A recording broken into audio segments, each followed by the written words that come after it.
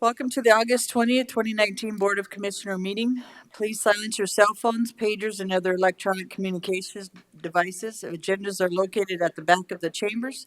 If you'd like to speak on any item today, we do have speaker request forms at the back of the bookcase back there. Holly will take those speaker requests. That's Miss Holly to the left here of the dais. First, we'll have called a moment of silent reflection and Pledge of Allegiance by John Morrell today, please.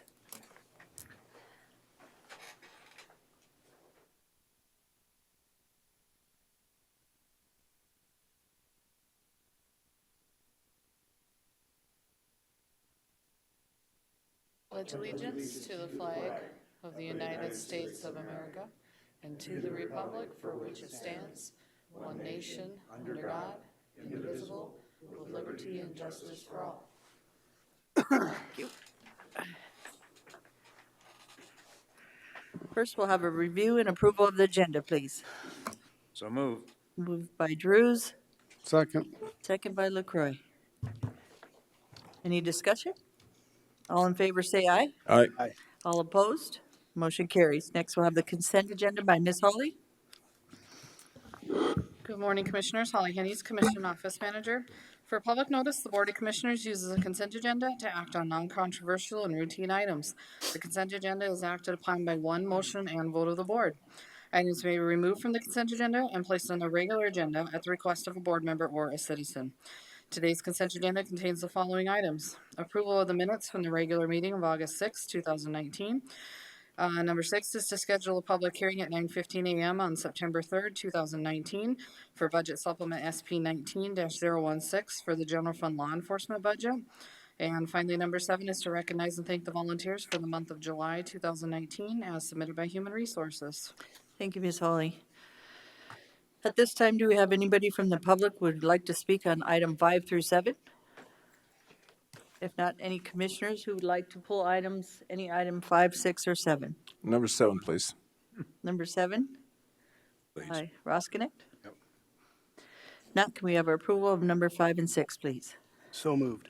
Moved by DeSanto, Second. second by Drews. Any discussion? All in favor say aye. Aye. All opposed, motion carries. Item 7, Commissioner Roskinick, please. I was going to ask Sheriff's Department on the duties, the volunteers. I just wondered if I could get the specifics on that. Exactly what do these volunteers do?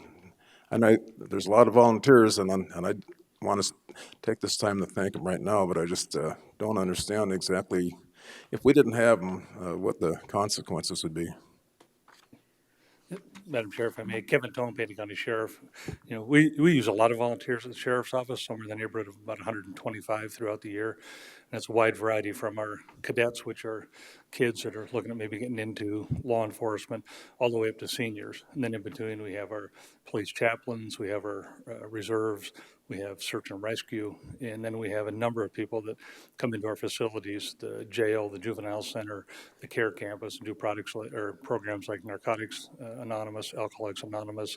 We've had drum groups. We've had just a wide faith-based organizations that come in and provide services in our facilities. So we literally could not do our job without their support. Well, when you see them, you tell them that I said hi, and thank you. I will do that. Thank you.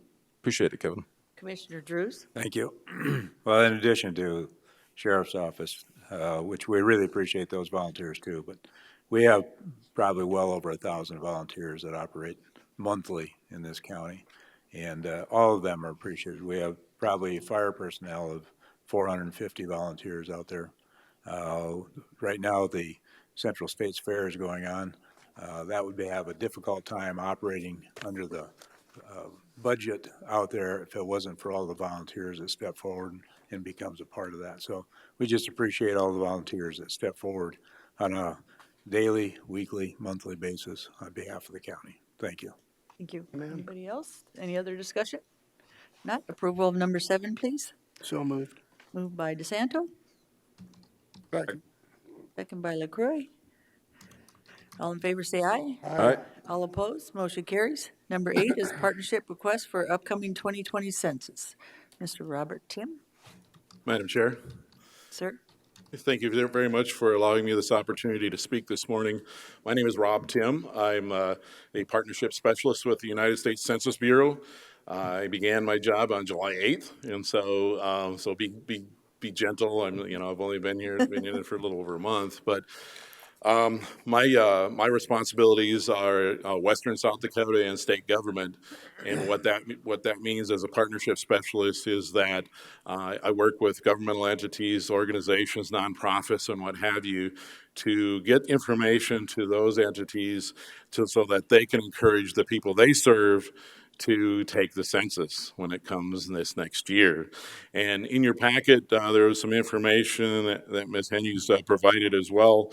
I also provided you a little bit of extra information and just a brief overview of the 2020 census. I won't go through it all. Also, this year, for the 2020 census, this is the first time ever in census history that you will be able to take the census via the internet. And so there's 4 ways to respond: via the internet, by phone, respond by mail, like the old-fashioned way with your form, and an in-person interview where the enumerators will visit residences that choose not to self-respond. And so that's kind of what's going on with regard to that. Census Day is April 1st. But prior to then, in the last part of your additional information that I provided to you, the key census dates, what's happening right now is they're doing address canvass operations in selected areas to ensure that the addresses are correct.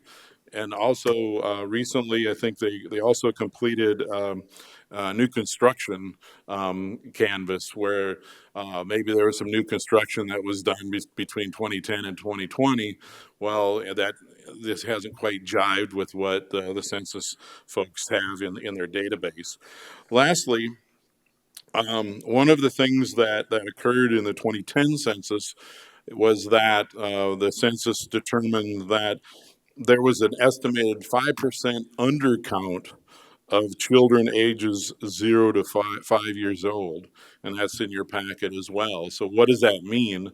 That means that in 2010, children under the age of 5% or more were not counted. And so that's a big deal for us as a community, as a nation, that we need to focus our efforts on. And so it's encouraging to look at partners that we've developed already, like the Rapid City Area School District, in the state of South Dakota, things of that nature. One last item, we are recruiting, in the process of recruiting additional employees. That's on the 2020census.gov website. And one of the big things we got done at state government earlier this year was a TANF and SNAP waiver. And what that means is that if you are a temporary employee of the census coming up, and you are currently on TANF or SNAP, that won't count against you. That income you receive from the census will not count against your benefits, which is pretty cool, because then you'll get some job experience and a little extra income as well.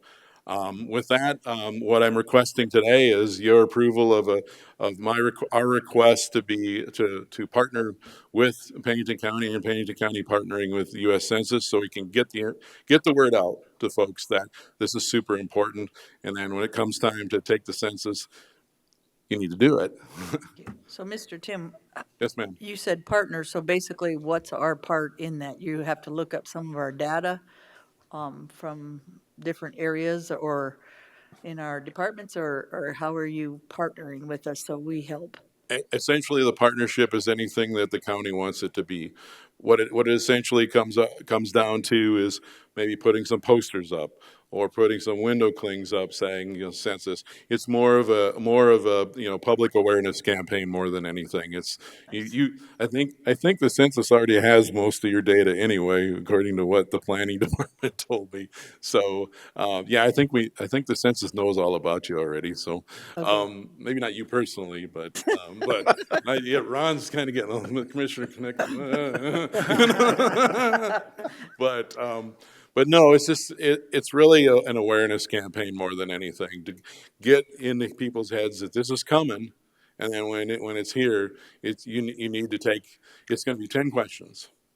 And go online, it'll take you less than probably 5 minutes to do those questions. So, or fill out the form like some of us old timers will fill out our form. Thank you. Discussion?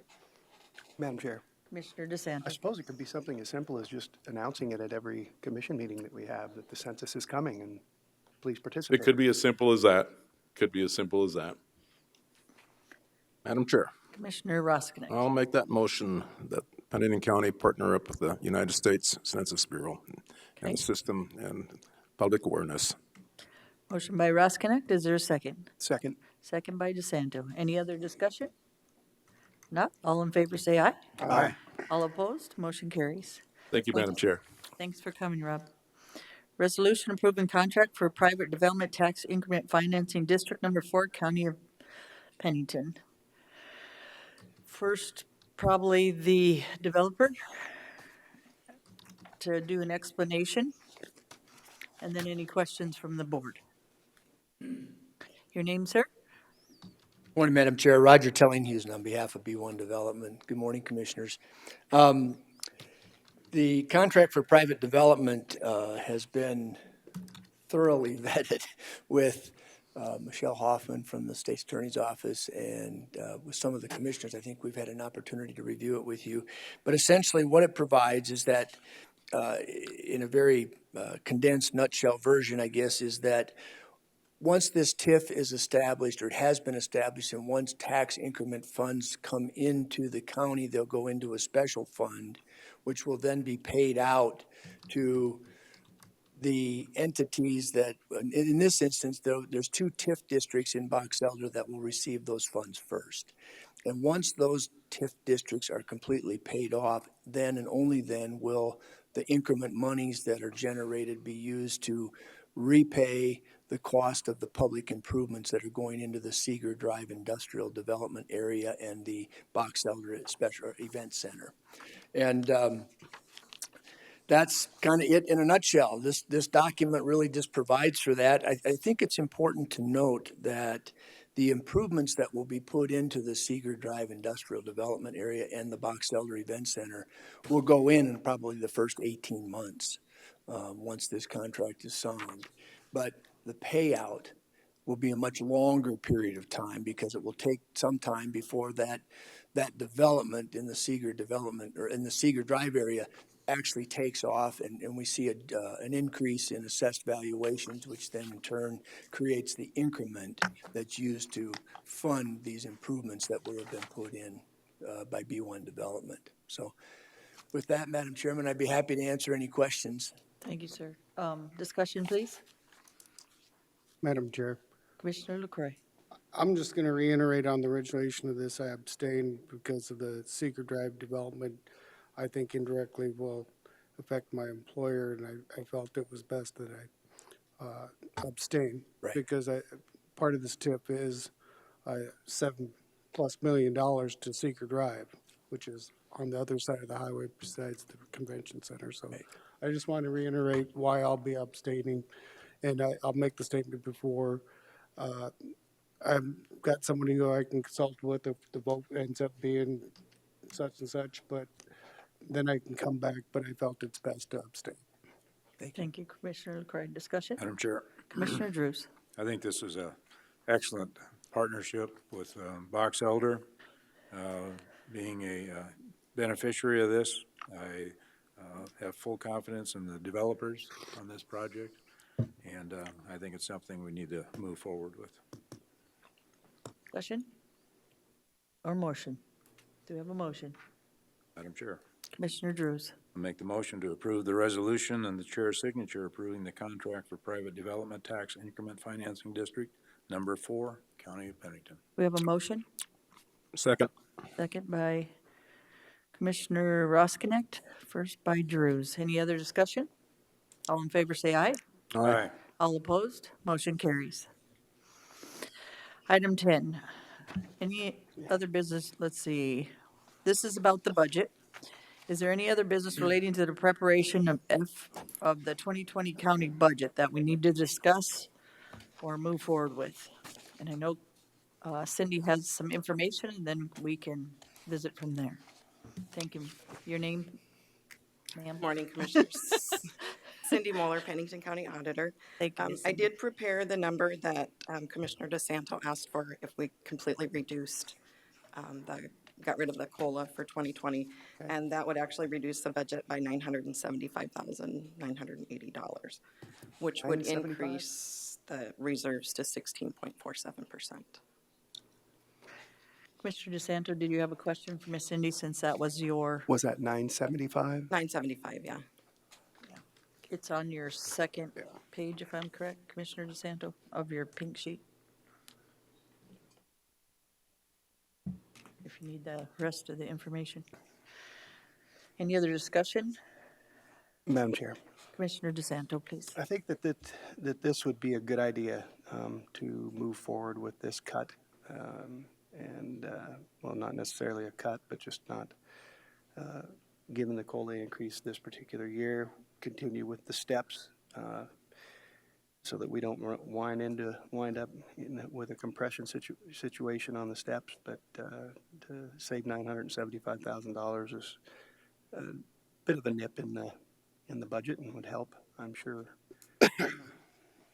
So my recommendation would be that we move forward with this on the budget. Madam Chair. September. Commissioner LaCroix, please.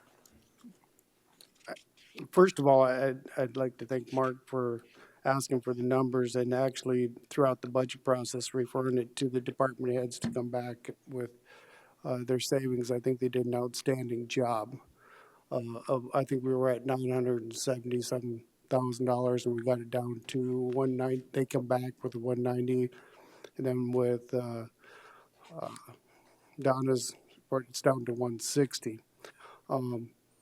My biggest concern on this is from being on the compensation committee last year is we worked hard not to present this at the budget time, give the direction to them to come with the steps, and the COLA's presented to us because it took us longer to get through the process and show respect for the employees. We've seen compression ratios and so forth. I do agree that we need to take a good hard look at this. My recommendation for this, I think we're doing fine this year with this budget. I think that's good. I'm ready to move forward with that, but I would look for next year to probably have the compensation committee do a review of steps and COLAs and all that stuff, and actually at budget time come to us with a recommendation.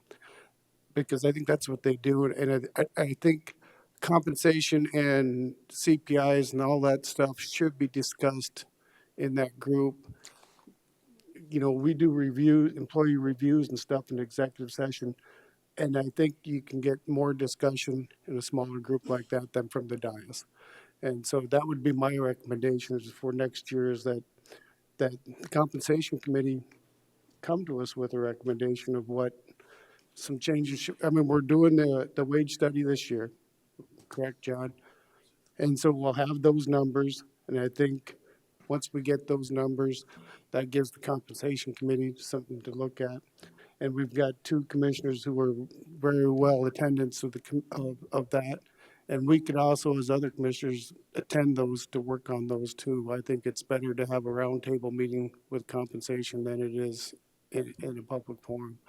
But that would be my recommendation. I understand where Mark is coming from, but after being on the committee for so long and seeing how hard some of the work that was done, do I agree with everything? No, but I think that's where the discussion, that's why that compensation committee was created, I believe, in the start out in the very beginning is to have those discussions. And I'm just saying they need to do it and come to us with a recommendation. Thank you, Commissioner LaCroix. Madam Chair. Commissioner Drews, please. One of the other things that Cindy put together for us is relative to the CPI. And if our goal is really to reach that 15% reserve, we could take the total CPI available as 2.3%, as she points out. The approved provisional budget includes 1% of the stored CPI. If we want to reach that 15% reserve goal earlier in the budgeting process, the county could utilize the another 0.4% of stored CPI, and that would increase revenue reserves to just a bit over 15%, and increase the levy from $6.60 per $100,000 worth of value. I would lean more towards that if we're going to make changes. Thank you. Any other discussion? I had visited with Cindy, and I believe for next year we will get ahead of the game. We're going to start after we do this budget and get this budget done. I think it's better to work with our auditor in our finances way before we have started in May. So the goal is, Commissioner DeSanto, we're listening, but I don't think before a wage study and what we need to actually do for the bottom line with Cindy, she's been working with us the whole way through that. I think this budget, I'm agreeing with Commissioner LaCroix. I think we've done well on this budget, and I believe next year we'll be way ahead of this game. It'll be even better because we'll know a little bit more on the numbers and making sure that if we believe in steps, if we believe in COLA, or how that works for each department and how that affects each department, because some only get, they don't get steps. You'll be taking their COLA. There'll be longtime employees that would get nothing for raises this year or any compensation. So for me, I'm not willing to go there for people for longtime employees have taken that COLA. But next year, we'll have some changes. The staff will know ahead of time. Department heads will know ahead of time, and we'll be ahead of the game instead of doing it this time. But I do, again, with Mr. LaCroix, appreciate you looking at that and bringing up those issues. But I'm going to agree with, if I'm correct, Miss Cindy, and I could say this with this budget as it is, I believe you've done good work on it. I think the staff, department heads have done good work on it. And we have vetted different ways to change this, but I believe we're where we need to be at this point. So that's my opinion. Thank you. Miss Cindy, do you have any? Okay. I have no further comments on the Do we budget. have a motion or discussion? One last question. Commissioner LaCroix. Cindy corrected from our last meeting when I said that our excuse me, our bond rating was top. We're actually second from the top. And could you clarify a little bit more about that? Just with the bond rating call that I had with Doherty's, that was when we actually had the bond rating. That's where we came, was with the AA1, which is the second highest that you can get for a bond rating. And there's several factors that are involved. There's no just one, it's several. There are several factors, yep. Okay. I just wanted to clarify that from our last meeting. So. Thank you. Madam Discussion. Commissioner DeSanto, please. So Cindy explained for the public, because I have a lot of calls coming in that, my assessment, or not my assessment, but my taxes are going to go up by $300 a year. My taxes are going to go up by $460 a year, this kind of thing. That we're not talking hundreds of dollars. We're talking $6.60 if we stay the way we are right now, per 100,000. That is correct. That's for the county If you have a levy. $200,000 house, you're going to pay an extra $13.20 per year. Correct? That is correct. Okay, because there's a lot of confusion out there. I think part of the confusion may have come from some articles that were printed in some newspapers, but I think that needs to be very clear how this is going to affect the taxpayer, so that confusion isn't happening. I don't know where they're coming up with their numbers, but these are the calls that I'm getting, that this is going to increase my taxes by X amount of dollars, and I'm saying, no, it's not going to increase them by that X amount of dollars. I think maybe they're getting confused is that they've been reassessed at a higher value, and taking that $6.60 and somehow or another calculating it to, that's what's causing their taxes to go up, and that's not what's causing their taxes to go up. It's the reassessment of their house at the more current values that we were looking at, so. That does drive the final tax notice, yes. Right. Madam Chair. Commissioner Drews. Well, it might also be good to point out that, we're really kind of a small part, the county is kind of a small part of the property tax levy. And we don't have control over what the others, school district, primary one, we administer it, but we're not the ones that establish what their need is. And so if people are looking overall and trying to figure out, based on what the school district has proposed for facilities and so forth in the future, and I don't think there's good numbers out there, but I know people like to get on the calculators and try to do some math and whether or not they have any accuracy to what it's going to be. I don't know that, but I think it's good to point out also, as Cindy has mentioned to us here, that over the last 5 years, the total county levy has been reduced every year for a reduction of $64.70 per 100,000 of value. The projected levy for the approved 2020 provisional budget is 6.142, which is, depending on what we chose to do, but the current projections still keep the county at a pretty close level as to where they've been. And what we've done over that same period of time since at least 2014 is that we have continually dropped that mill levy from the county standpoint. And so and that's not a sustainable option to continue just doing that in the future and drawing down on reserves. And that's why we started trying to, the discussion of getting moving those reserves back up slightly, trying to find what that number should be. Mm-hmm. And I think in 2020 we can have that more defined for what we do want, what should be more appropriate for us.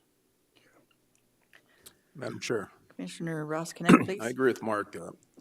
There's a misconception out there. I think the general public really doesn't understand, for an example, the $6.6 per 100,000. If you get a $200,000 home, it's a consequence of $13, which to me is reasonable. I think if we could increase the public awareness, if we could publish some of this information, we hear it today, but the general public's not hearing this, and I would think that we could work with the Journal to enlighten the general public on exactly what Gary said. Over the last few years, that's gone down to, it's reduced by 64.70, and if we go in that direction, we keep going in that direction, it's just not going to work. There's going to be a wreck out there somewhere. So I like the idea of public awareness, and I think the newspaper would be a good means of doing that. Whatever the context is, we could work that out, but that would be my suggestion. Thank you. Madam Chair. Commissioner LaCroix, please. I agree with all that's been said. I mean, we've continued to lower the levy, and I think there's a misunderstanding. I've seen people try to explain that in an open forum, and it just doesn't work when you talk about the levy. But you guys are exactly right. It's broken up into 3 different entities that take it, and then not only that, but it also has to do with assessments and property values that change every year. But I think this commission's done very good over the past 5 years, and we've had this discussion on reduction, and you can only do that for so long. And we're a service-based business. I mean, we provide services for people, and we have wages and so forth, and continually reducing it, pretty soon it catches up on us. And I think that's one of the reasons why we're doing the wage study, is we're looking at that.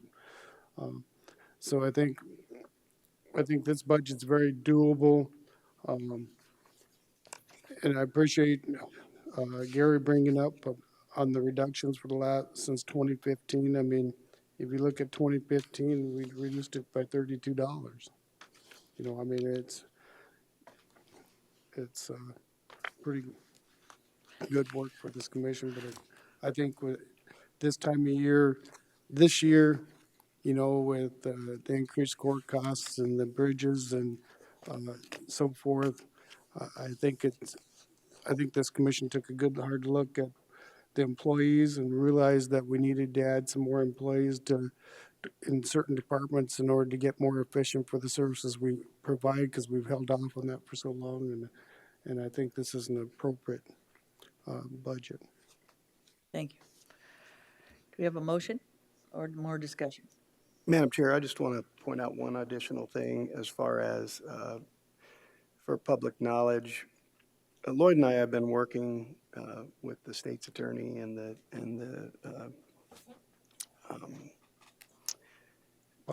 public defender's office, and we're trying to come up with some ideas. And I think one of the ideas that we've come up with is to ask legislature to make some changes in some of their laws that will allow us to reduce county costs by a tremendous amount.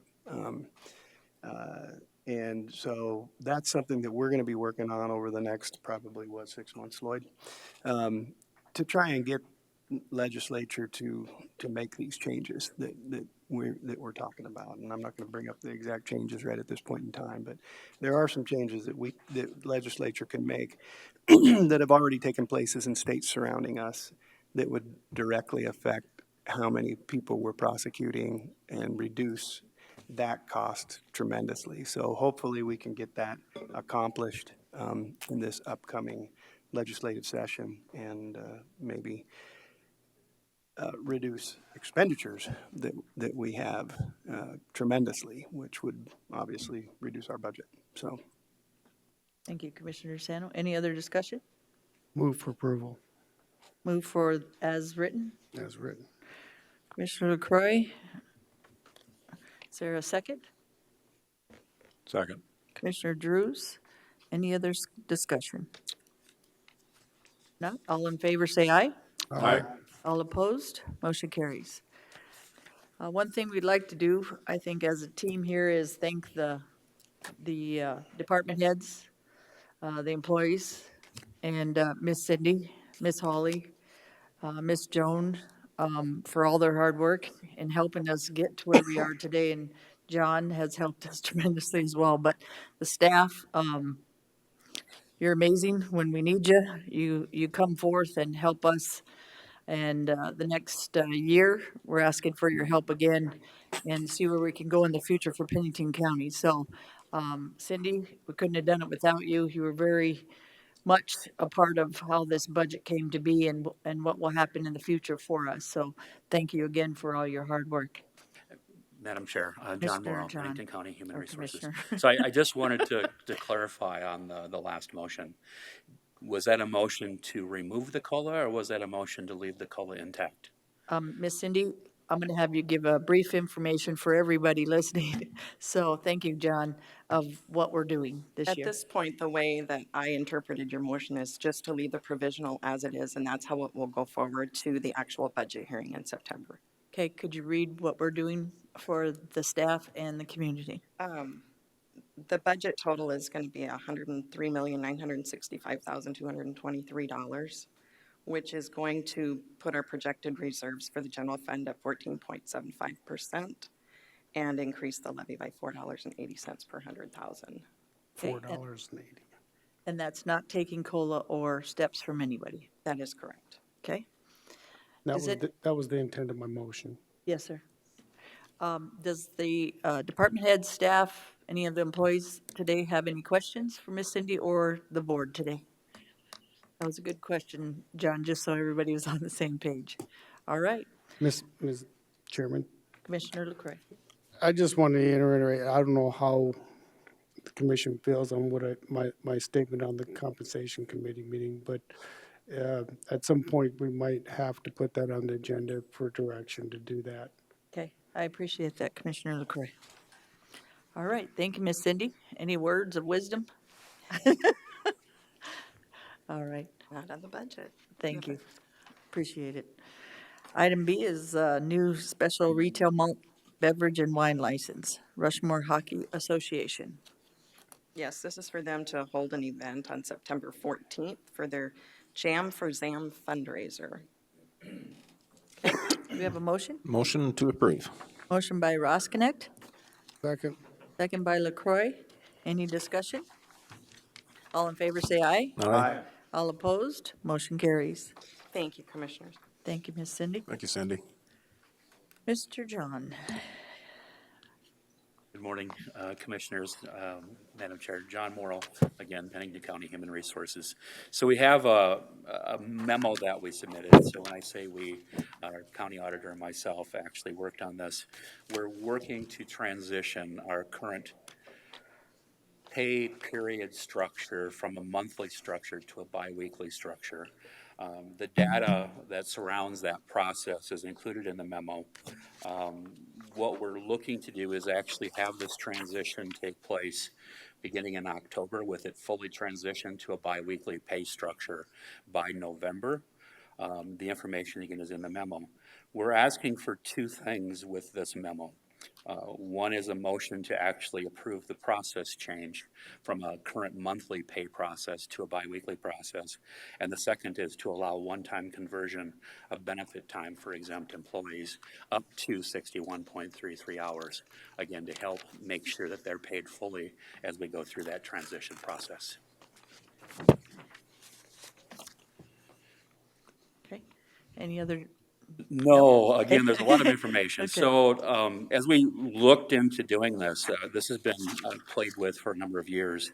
And as we looked at our reporting process right now and the deposits required by IRS, if you will, with regard to our withholding taxes for employees and for the employer taxes, we're being asked to deposit those more frequently.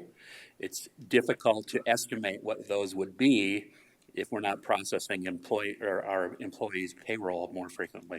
This will allow us better accuracy. It would allow our employees to actually have their money sooner, and will actually bring us into compliance, if you will, with IRS requirements, but also make us more similar to other employers who we compete for employees. It's difficult when you're used to getting a check every 2 weeks to come to work for Pennington County. It may be a month, it may be 6 weeks before you actually get your first check under our current program. This would allow us to be more normalized, if you will, compared to other employers as well. Nice. Discussion or motion? Madam Chair. Commissioner LaCroy. Now, with this changeover comes additional costs too, correct? There's potential for additional costs. So we've actually asked some of the departments as well, actually all of the departments, and some have responded already with regard to potential additional costs of processing payroll. Initially, the thought was if we're doing payroll twice as often, that it would double our costs. The payroll people that have been processing have actually communicated to me that it may add an hour or two to their payroll for their department, not double the expenses that they had, because it reduces the amount of data that they're trying to manage. And then if you do it more frequently, it actually will streamline that process more and make it more efficient. Okay, so basically, once they get in the groove, it's gonna be about the same, but the initial startup may take. I think initially it's going to actually be a little bit longer because it's a change in process. Anytime you make that change, you're going to have some communication issues, some process issues. Once we get through that process, I truly believe that this will be either a break even or a very slightly more time requirement than we currently have. Thank you. Madam Chair, Commissioner Roskinek. at the wish of the department heads, I would make a motion to approve the pay period switch to pay in county employees every 2 weeks effective with the October 2019 pay period, and to allow a one-time conversion of benefit time for exempt employees. Okay, we have a motion Second. and a second. We do have discussion. Sheriff Tone, please. Morning again, Kevin Tone, Pennington County Sheriff. How does that work with elected officials? And maybe John or Cindy can explain that for us. We don't have leave, so there isn't any conversion. So how does that impact our pay during this transition? That's a wonderful question, Sheriff. I don't have that information. I'll have to look. Or we'll have to determine that and actually bring that back. You get No, half. It's a great question. I don't have that data. I worked on basically exempt and non-exempt employees, but not elected officials. I think the motion was we cut the sheriff's pay on that one and gets half. Oh, it's a great question. No, you did good. Miss Cindy. What will happen with the elected officials is that first go round, we're gonna see a short paycheck. because currently we're paying everybody that's salaried or exempt, which that's how the employee or the elected officials are paid, to the end of the month, at the end of the month, regardless of when the payroll cutoff was.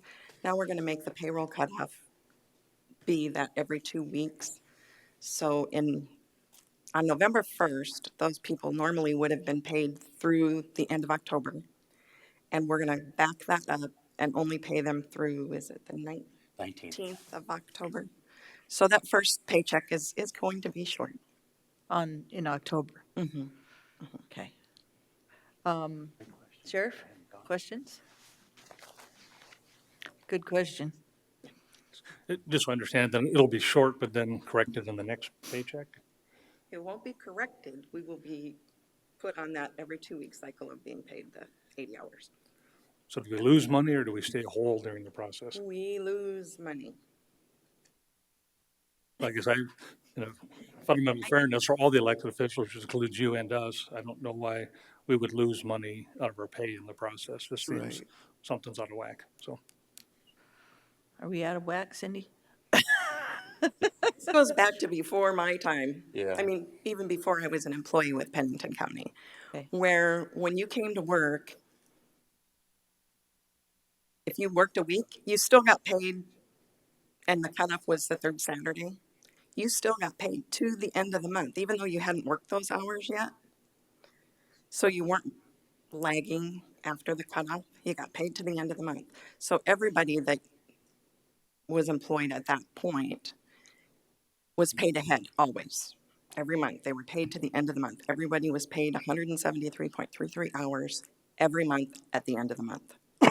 Except, of course, if they got a draw, which was deducted. Then in, was it 2014 or 15? I think 14. When they were and moved off the effective scale. 15. That we changed the hourly employees, and they had to go through this same thing, to being strictly hourly, so that we were not paying hourly people ahead anymore. And now we've grown to almost 800 employees, and the potential for somebody that's exempt to maybe walk in and go, I'm done the Monday before payday, payroll's already processed.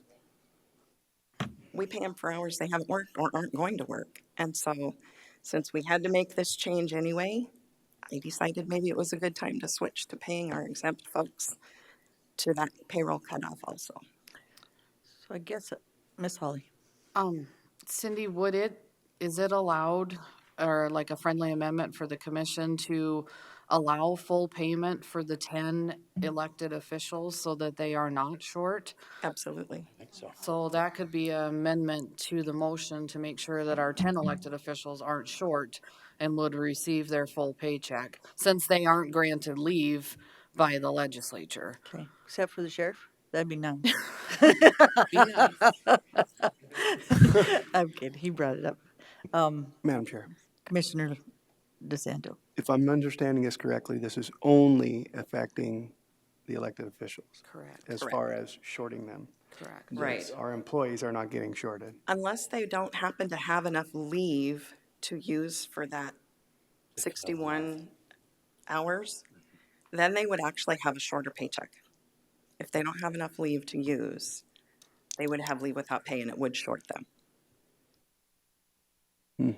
So do we need to think about, I mean, I understand what we're doing, but I guess I didn't know all that information. And to make sure we're doing the right thing by everyone, not just elected officials. I think maybe, Madam Chair, maybe we need to find out, well, I think maybe we do need to think about this a little bit, but I also think that maybe we need to find out how many of our employees are going to be affected and how much it's going to affect them. I know that there's an awful lot of people that live day to day, and if they're shorted $150, say, in a month, that could cause some very serious problems for our employees, for some of them, and I worry about that. Ms. Holly, do you have something, because you deal with a lot of the employee stuff with the concern of Commissioner DeSanto? I guess my understanding is time is of the essence in getting this communicated to our employees, and they will accrue leave time between now and then. So I hate to be the bad guy and say it, but there's also some personal accountability of our employees that they need to have some leave time available in case we have a snowstorm, an emergency, something like that. So I appreciate your concern. I think the number is going to be slim to none, to be honest with you. I think the proposal that they have is very fair in allowing to use that leave time. And with the addition of making sure the elected officials are fair across. But it's a matter of getting communication out to the employees quickly so that they can prepare for this if they might happen to be short a couple of hours of leave time. You know, departments have the flexibility to allow their employees to work different schedules to make up some of this stuff. So there's methods that are out there. Okay. Thank you. Are you now we're doing 8? Quite possibly. Mark Vargo, Pennington County State's Attorney. You. I know that this will be of concern to some of the folks that have been here a while. And like Holly says, there's some things that they can have done and hopefully have done that will ameliorate it. I'll tell you that yesterday, we started 5 exempt employees. They're not even eligible to use leave for 90 days. And even if we make an exception for that, they won't have nearly the leave built up to have an appropriate first paycheck.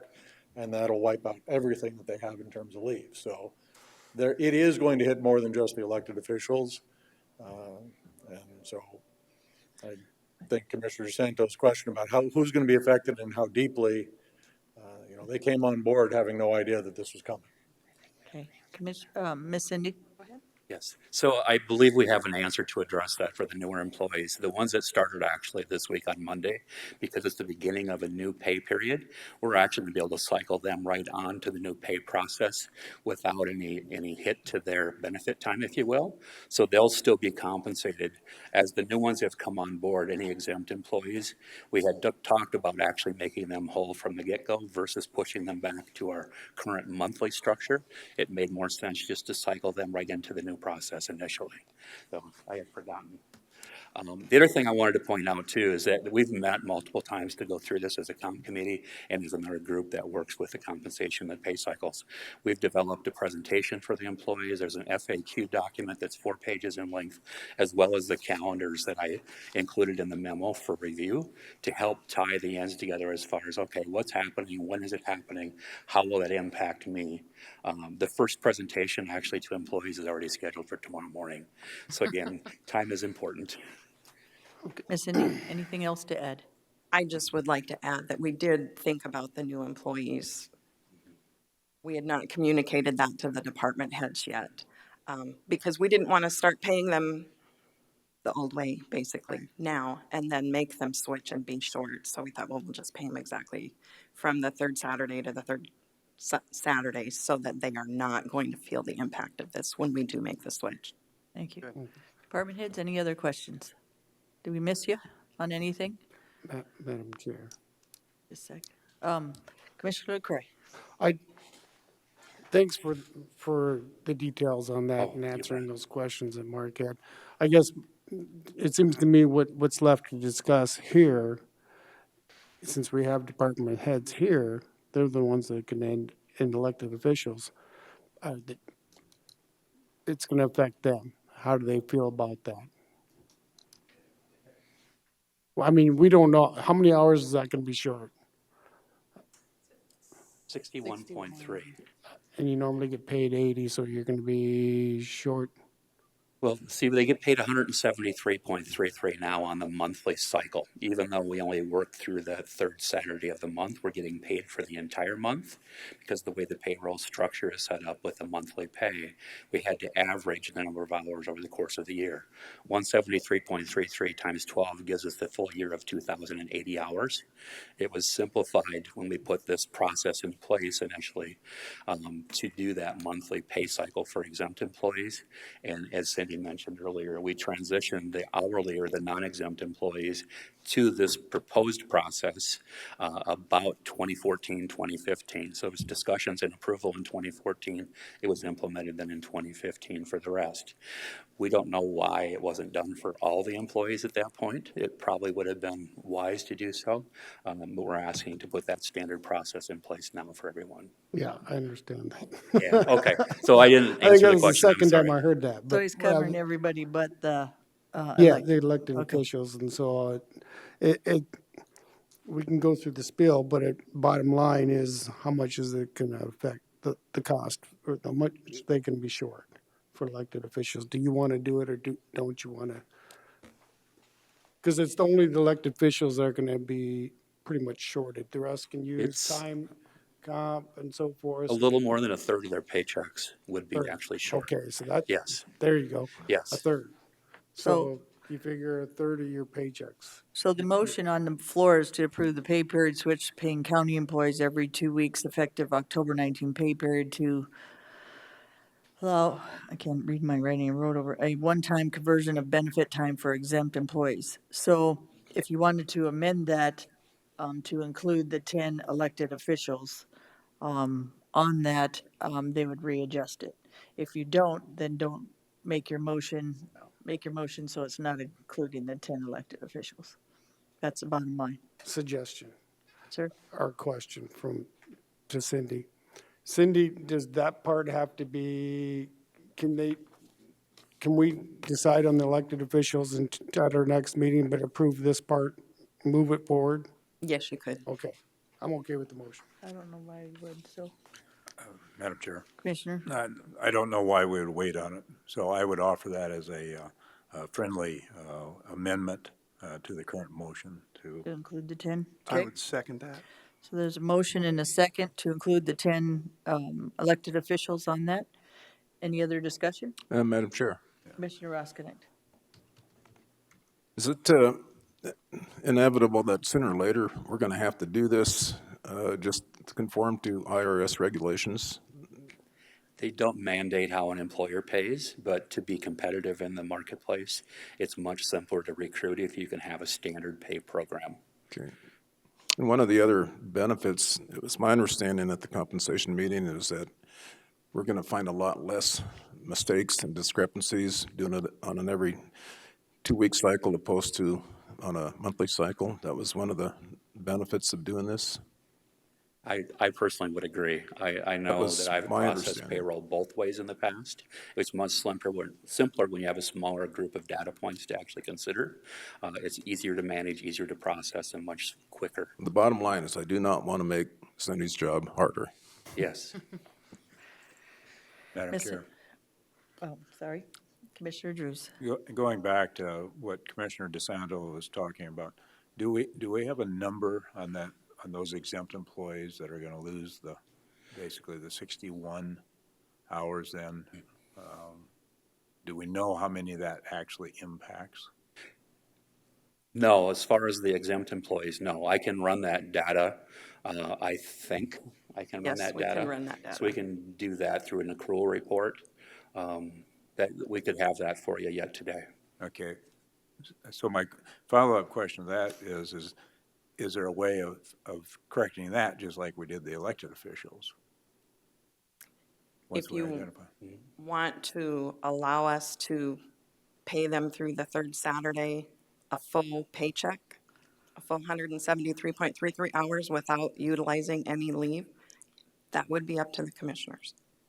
I think it would be good if we had that information, so that we can look at what that does do. Well, and How many employees you're talking? How many employees Okay. and what So, that Ms. net Cindy- cost would be. So, Miss Cindy, sorry to interrupt you, Commissioner Drews. So, Cindy, can we put this off for another 2 weeks? Would it cause us any issues just to find out some of this information for the board and how those areas that we discussed with all our commissioners, how that affects us and what As- that means? As John said, he's got a presentation together and he wants to get as many employees notified of this change so they know how to change their automatic pays, all of their, their own budget, how to adjust their own budget. And also that they have the potential to use this leave. We need to know what hours they want to use for this leave so that we can actually get it processed in our office. And the sooner that the employees know that information, the better it's going to be for them. So can we, I'm listed to the board, so can we approve the 10 elected officials added to this motion? And then is there any way, like if we had decided when we saw the paper on the exempt, that we can come back and add that to it on the next meeting? Does that make sense? Madam Chair, it would just be my recommendation that the board table this, and John and Cindy can go have the next hour or two while you're finishing the rest of the meeting and bring that back to you, and you can make the motion at the end of the meeting. How about that? Madam Good, Chair, good I'd make a suggestion. motion to table. Second. So this is a second, a substitute motion to table, right? So that's a substitute by Drews and second Second by by DeSanto. DeSanto to table. All in favor, say aye. Aye. Aye. All opposed, motion carries. Madam Miss Chair, can I Cindy. ask one question? Yes. Commissioner Drews, you were talking about, you want to know how much it would cost the county to do But it's that? gotta have a monetary impact if we're Right. doing that, so To the county. to the county. Okay. I will. Madam Chair. Anything, Commissioner So- DeSanto? Two pieces of information, how many employees and how much cost. And basically, if I understand correctly, the kind of risk we're taking is that we could pay somebody and they could quit the next day and we might be out. But the number of those, that number is gonna be very Relatively Very minute. minimal. Right. Yeah. Commissioner Carr? These exempt employees, they do have personal time, or no? The exempt employees would be allowed to use either vacation or personal leave, which comes off of their sick leave balance. Okay. I think that's a key piece of information too, because they do have personal time that they could use. And it's acquired by so much per month, or per pay period, or hours worked. So, I mean, there is You're a compensated. good use for personal time. Yep. But it'd be nice to know how, I don't want to throw that out there to know how much personal time people got, that type of thing. Sheriff Tolman, are we missing anything? We have a lot of exempt employees, just want to make sure I understand correctly, but we're trying to make up the gap. So if somebody has 41 hours but is short 20, you want to know what the gap is. Not give them all 61, but just whatever the gap is, what they're short, so they're made whole as well. Is that correct? Miss Cindy? Is that what we're doing? I don't think so. So here's what I would say. I know that's the I thought didn't think process so. right now. I think that would be difficult to support if we're going to grant additional paid hours to some exempt because they don't have benefit time, but you would require others to use their benefit time to do the same thing. I think it would have to be one or the other. Yeah, Madam Chair, Commissioner Drews? that was not my intent of Okay. the friendly amendment. My intent is figure out what it would cost to pay him for that 61. Okay. If you're going to So give, there- just for clarification, you can give 61 hours to every exempt employee too, then it's going to be a significant number, but I thought you were trying to make up the gap, but Right. we'll see what the Yeah. numbers are, so. Thank you. Cindy? Any other, okay. Thank you, John and Cindy. We'll bring you back at the end here. Number 12 is items from the Highway Department. Livestock guard permit application.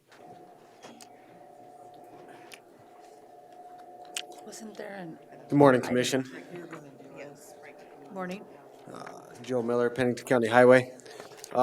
First, only thing on your agenda here is a application for the approval of the livestock guards on South Rochford Road. I don't recall how many the number of years ago that there's a policy or a I don't remember the word off the top of my head all of a sudden, but there's a policy that was set in place by the commission for livestock guards, future ones that are put in on county roads.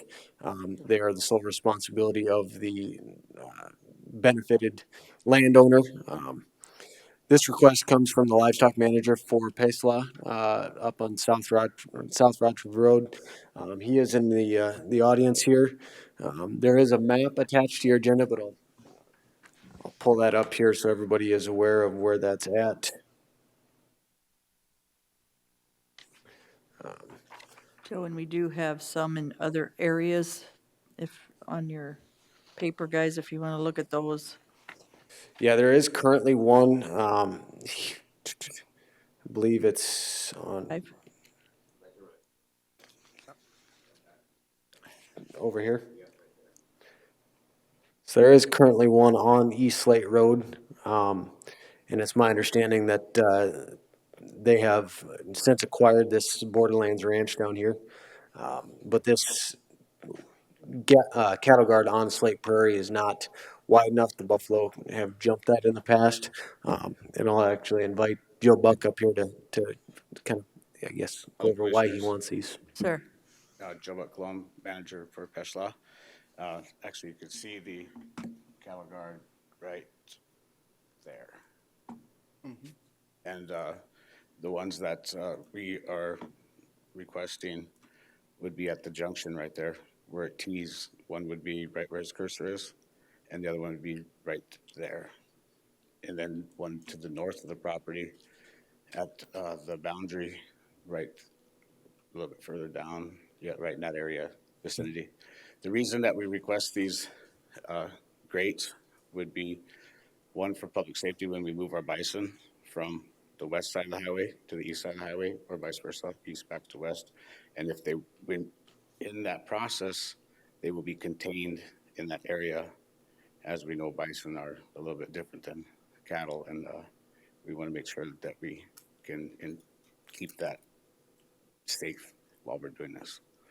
So we respectfully ask that the commission help us out in this process. It's been a challenge up there. We're doing everything we can, and things have been moving along. And we invite you guys up sometime to see our place up there and kind of how far we've taken it. have you lost a lot of buffalo off there, Joe? Well, we haven't lost them, but they Out, I should say.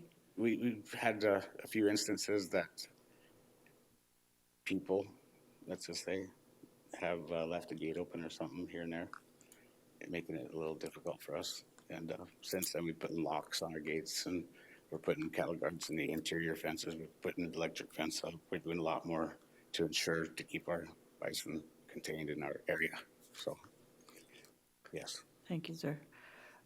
Joe, can you tell us, is this a hardship for us on these roads, or is it something doable? It's definitely something that's doable. The highway department does have some concerns.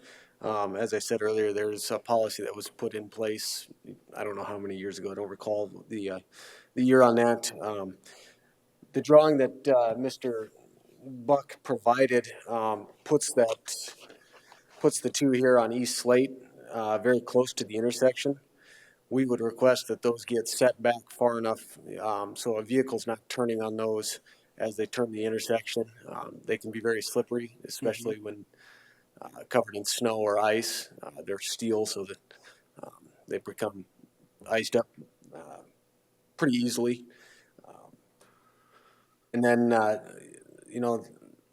there has been issues in the past. Mark may be able to speak to this a little better than I, but years ago there was an incident where a cattle guard failed and the cattle got out onto the interstate, and somebody hit a cattle, and I believe it was a fatality or injured. Yeah, it was a fatality. So there is a lot of liability that comes with cattle guards. Not only are they can be a crash hazard as well on a county road, though we do have many of those on county roads, especially out east. So How many just want to people? point those things out. So on this road particularly, how many people are we actually talking about that would be affected? Since they own pretty much a lot of that land out there, are we affecting a lot of people by putting these cattle guards? I don't think we're affecting a lot of people. They will definitely help keep the bison contained in their area. It's just the traveling public, that travel South Rochford, and I don't have that ADT with me. But I'm sure, I don't know what the number of that is. Right. Madam Chair, Commissioner Roskinek. if we got the two down there where the junction is, if we got those set back that you felt comfortable, would the other cattle guard to the east come out, or would that one have to stay? I guess that would be a question. That one would no longer Joe? be any of value, the one down the Do you way, need correct? both, Joe? I would say no to that one there, that we wouldn't need that one. If anything in the future, if we did obtain anything around our area, if we did obtain anything around our area, there's only one parcel that we would be able to obtain to the east of us, and it would end up getting moved further down, so. If they're placed right, you know, where it can be the least issue to the highway department. I travel that probably 20 times a year, and I look this over, and I think the cattle guards are a good idea if the rules and regulations are adhered to, and that seems to be pretty much placed on the landowner. But I would hate I understand you got to move those buffalo east and west, and to me, it's just it's a safety issue. That's what their cattle guards are intended to do, so those buffalo don't uh, get headed down towards Deerfield. What would be the Alexander property would be the next deeded piece of property down there. Yes, sir. I don't have a problem with the cattle guards as long as they're maintained the way I read my packet. Thank you. Commissioner LaCroix. Thanks, Ron, for your clarification, because you live out in that area. You're driving it. I'm picturing Joe. We got J&J up here. So I'll clarify. But, you know, I agree with the cattle guard going on Slate Prairie Road and the setback a little bit further, as Joe Wadden said. Now, but this other one on Rochford Road, I need some help with. The one to the north? Yeah, in the yellow, on my sheet, shows yellow, says livestock guard. Are we talking about putting one in on Rochford Road itself? Because he was talking about crossing over. And if so, we're in the plans of paving that. Correct. There's actually two that he would like to place on South Rochford Road, one up here at their northern boundary, Okay. and then one here. He'd like two at this intersection, one here and then one down here to keep the buffalo contained when they move them from east to west, correct? Okay, now I got the picture. We have a total of 8 gates between those two that I'm speaking on. So it's basically a cutoff and a cutoff between 4 and 4. 4 gates on the east and 4 gates on the west. Okay, I was just, you know, considering it's going to be doing blotter on that road, if I'm correct. It'll be an asphalt overlay. Yeah, so I mean, I'm expecting in the future the traffic's probably going to be increased in the future. Correct. And the kind of risks on those roads. That's what I'm concerned, Joe. I mean, I understand the protection of the cattle guards, but also having them on a paved road like that, I'm not familiar with it. I don't travel the side roads that often, but I have concerns. I can tell you that when it snows up there, it's just the people who stay up there that are usually the ones around that area, because the highways do get a little, let's say, testy, and it keeps a lot of people out of the hills. Yeah, we've had the snow up there. That's one of the reasons why it's getting redone. But that was my only concerns is having them on a county road like that. I'd like to hear what the other commissioners have to say, because I understand when you're saying you're going across, you're transferring one side to the other, but I'm sure you're going to have some type of gates to do that or prepare for that too. So I was just trying to wonder if those cattle guards are really needed for how often do you do it? Well, we do pasture rotations through there, so we'll be doing it maybe 3 or 4 times a year. 3 or 4 times, through. okay. And with that, though, it just boils down to the public safety factor, because we have had situations where we had bison get out, and if we have had something similar to this, we could have contained them a lot sooner. You know, just instead of trying to set up panels real quick while a buffalo's doing 40 miles an hour down that road, it's a little bit different, you know? Okay. Yeah. Thanks, Jody. Madam Chair. Commissioner DeSanto first, then you, Ross Connect, sir. Okay, so if I'm understanding you correctly, and to kind of address Lloyd's thought on that, is you're basically, when you're crossing east to west, you're trying to prevent the cattle from running north or south and heading out that direction. Yes. And currently, well, not currently, but I don't think there's ever been a situation where we would be able to put a gate across the county road. So that's kind of out of the question. So really the only containment option is to either, I don't know, get a traffic stop at one end and the other and put a truck across the road or something like that. So the cattle guards make sense. I guess one question I have is the cattle guards that are proposed on, or I guess I'm going to call them buffalo guards because they're larger than cattle guards. The South Rochford Road proposals, does a cattle guard already exist there? No, those are new ones. New ones. Okay, the only one that we're replacing with a larger one would be the one on Slate Prairie. Correct, and he would like to move that one to the intersection. So we would be removing this one that is pictured here Yep. and placing that up here closer to the intersection. But far enough back so that you could make a complete turn and straighten your car out or your vehicle before you cross the cattle guard. Correct. Okay.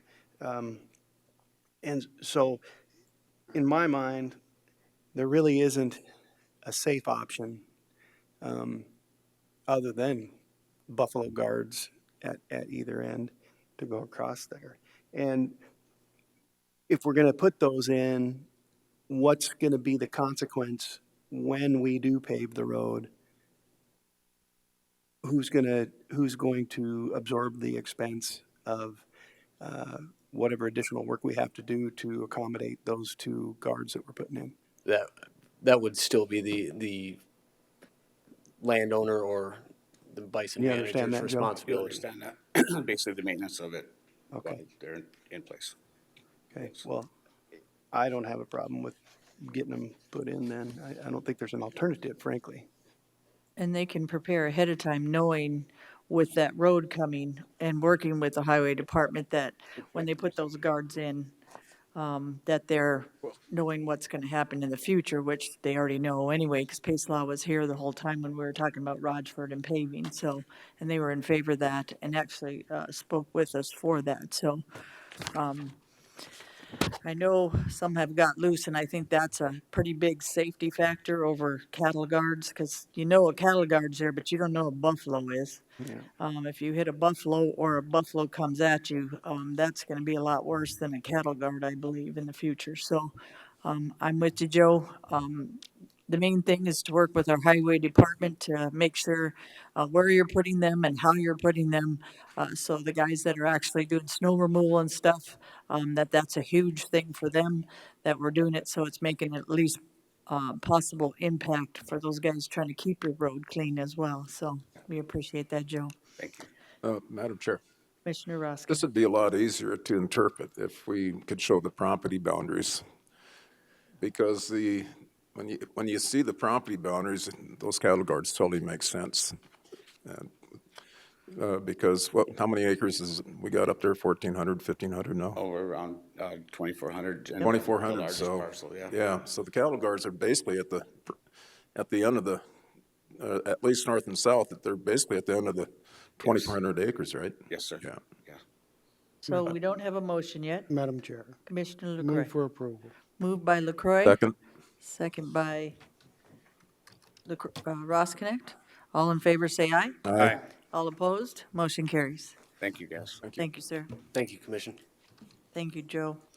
Next, the approval of the vouchers, and I need to tell you that I have to remove the Price LLC. I won't be voting on that. It's a $200 payment to the Price Motel, so that, do I, Move for Move. approval minus the Price LLC voucher. okay? Second. Moved by LaCroy, second by DeSanto. All in favor, say aye. Aye. Aye. All opposed, motion carries. Next, Make a motion to approve the Price LLC voucher with Ms. Hadcock abstaining. Second. motion and a second. All in favor, say aye. Aye. All opposed, motion carries with one abstention, Deb Hadcock, for the Price LLC in the amount of 200. Thank you. Number 14 is items from chair and commission members. This is in a weird spot. Sorry, Ollie, I went through the agenda. That's That's funny that okay. I just We noticed were that. trying to fill space. You're good. We have 2019 proposed resolutions and policy statement changes. South Dakota Association of County Commissioners. Madam Chair, Commissioner LaCroy, please. this is actually, it's the state board that approved these, that Gary's, on that board. If you look through these, as we stated in our last meeting, the changes that the Black Hills, district moved forward. And I just wanted to point out, it is, remind that the addition that Mark wanted on our mental health resolution, the tribes, you can read through there, and it's, was changed. And also that west was removed. Sorry, I highlighted some stuff, so I can't tell you which page it's. But you can see that the resolution for the mill effort required before financing is on there. That was from last year. That comes from the Black Hills District, and that was from Harding County.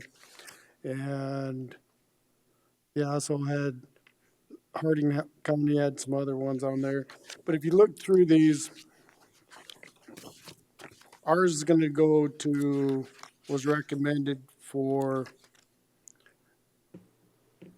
being on the SDACC policy statements.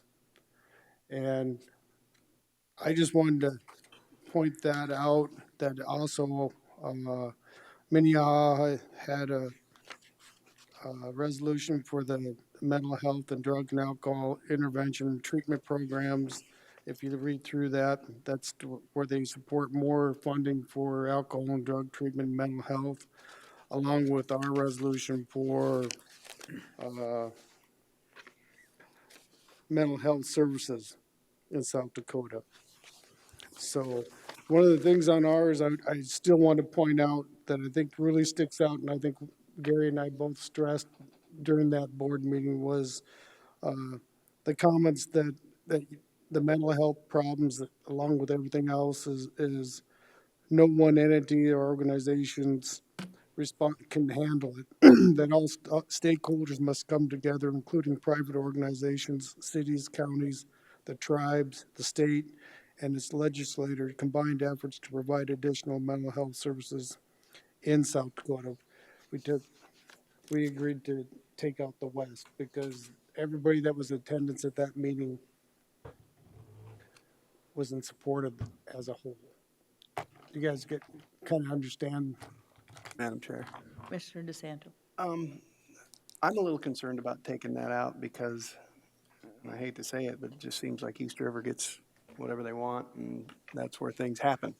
And I thought that this resolution was basically to encourage more mental health services West River. That was the whole reason it was brought up in the first place, was because we were short on mental health services West River. And now we're taking out Western and just putting in South Dakota, which means that they could, I mean, the intent of this resolution has changed to the point that it could be interpreted that when they do decide to establish another hospital, they wind up putting it in Pierre or, another one over on East River. It takes the intent of what we discussed in the first place away, in my opinion. Madam Chair. The spirit of the resolution, to me, is completely changed by removing Western. When we first discussed this, it was all about, they've got a mental health facility in Yankton, it's too far away. Right. We've got nothing here. We need something over here. Commissioner Drews. Madam Chair, thank you. I understand what you're saying, Commissioner. However, when Lloyd presented this, the first thing that happened is both Cottington County and Brown County came forward and essentially said, you know, we're a long ways away too. We understand what you're saying for western South Dakota. We are facing the same issue. We think it would have more strength going before the legislature if we couple it as all of South Dakota has the need. We certainly can go in there and emphasize our need for western South Dakota. And I think that with the information that we'll have coming forward here in the next few weeks is going to provide definitive information for western South Dakota that can be a part of that.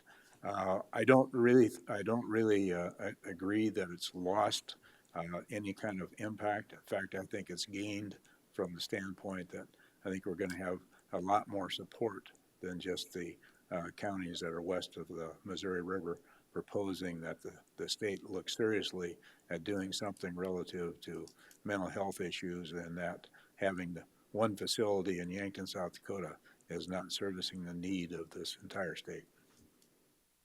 Madam Chair. Commissioner DeSanto.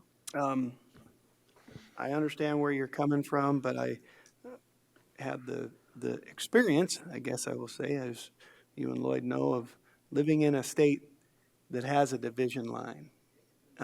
Washington State is divided. You got everything east of the Cascades is completely separate now in the legislature, and with everything from the west of the Cascades, and very similar to the demographic of South Dakota.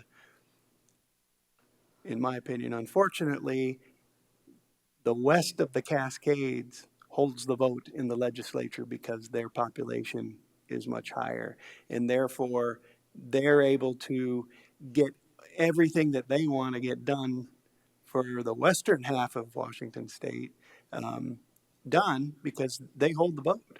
And I don't want to see, well, I'd hate to see South Dakota going in that same direction, that because we're already, the weight in the legislature is East River. The weight isn't West River. And so, I mean, the weight as far as the vote is concerned. And so that's my concern. I understand that you know, if you're looking up at Watertown or Aberdeen or those northern areas of the state of South Dakota, they're just as far away from Yankton as we are. I just worry. I just want to voice my concern that it could turn around and wind up. We're getting the short end of the stick again. Madam Chair, Commissioner Roskinick. they might be the same distance, but the bottom line is they're East River.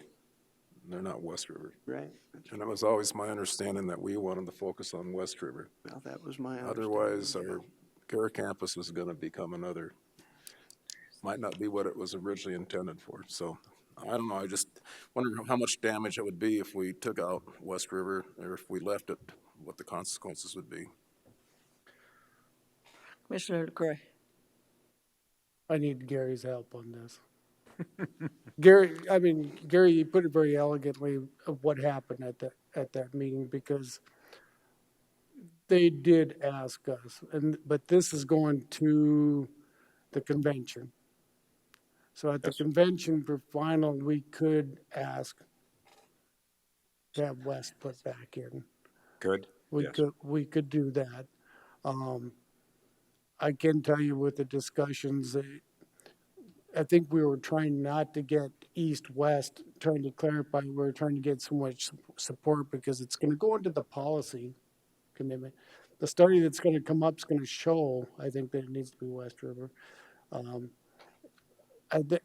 That's the way I kind of took it, as we were trying to keep from going from us against them and them against us type. You know what I'm saying? I completely get it. I think it was trying to be a blank. We got a problem with, and like as the resolution says, it's no one entity that's going to be able to do this. It's going to take a village, and we all need to be a part of that village. And I think that's kind of where the intent was. It wasn't. The discussion was good. By gosh, Minnehaha really, they had another resolution right after this, and they were talking the same stuff that we're talking. When you talk about the triage and all the center that they're trying to do and some different stuff along those lines. everybody's coming together, and I think was the intent of the motion. And without you guys being there, it's kind of hard to see what the intent was when Sure. it was coming forward. Yeah, But the feel in yeah. the room.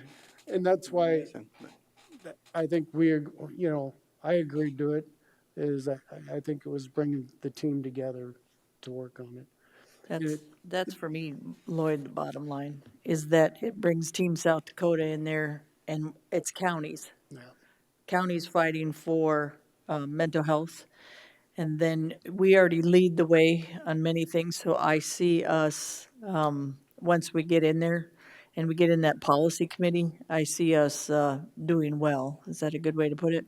Just from what we have done so far.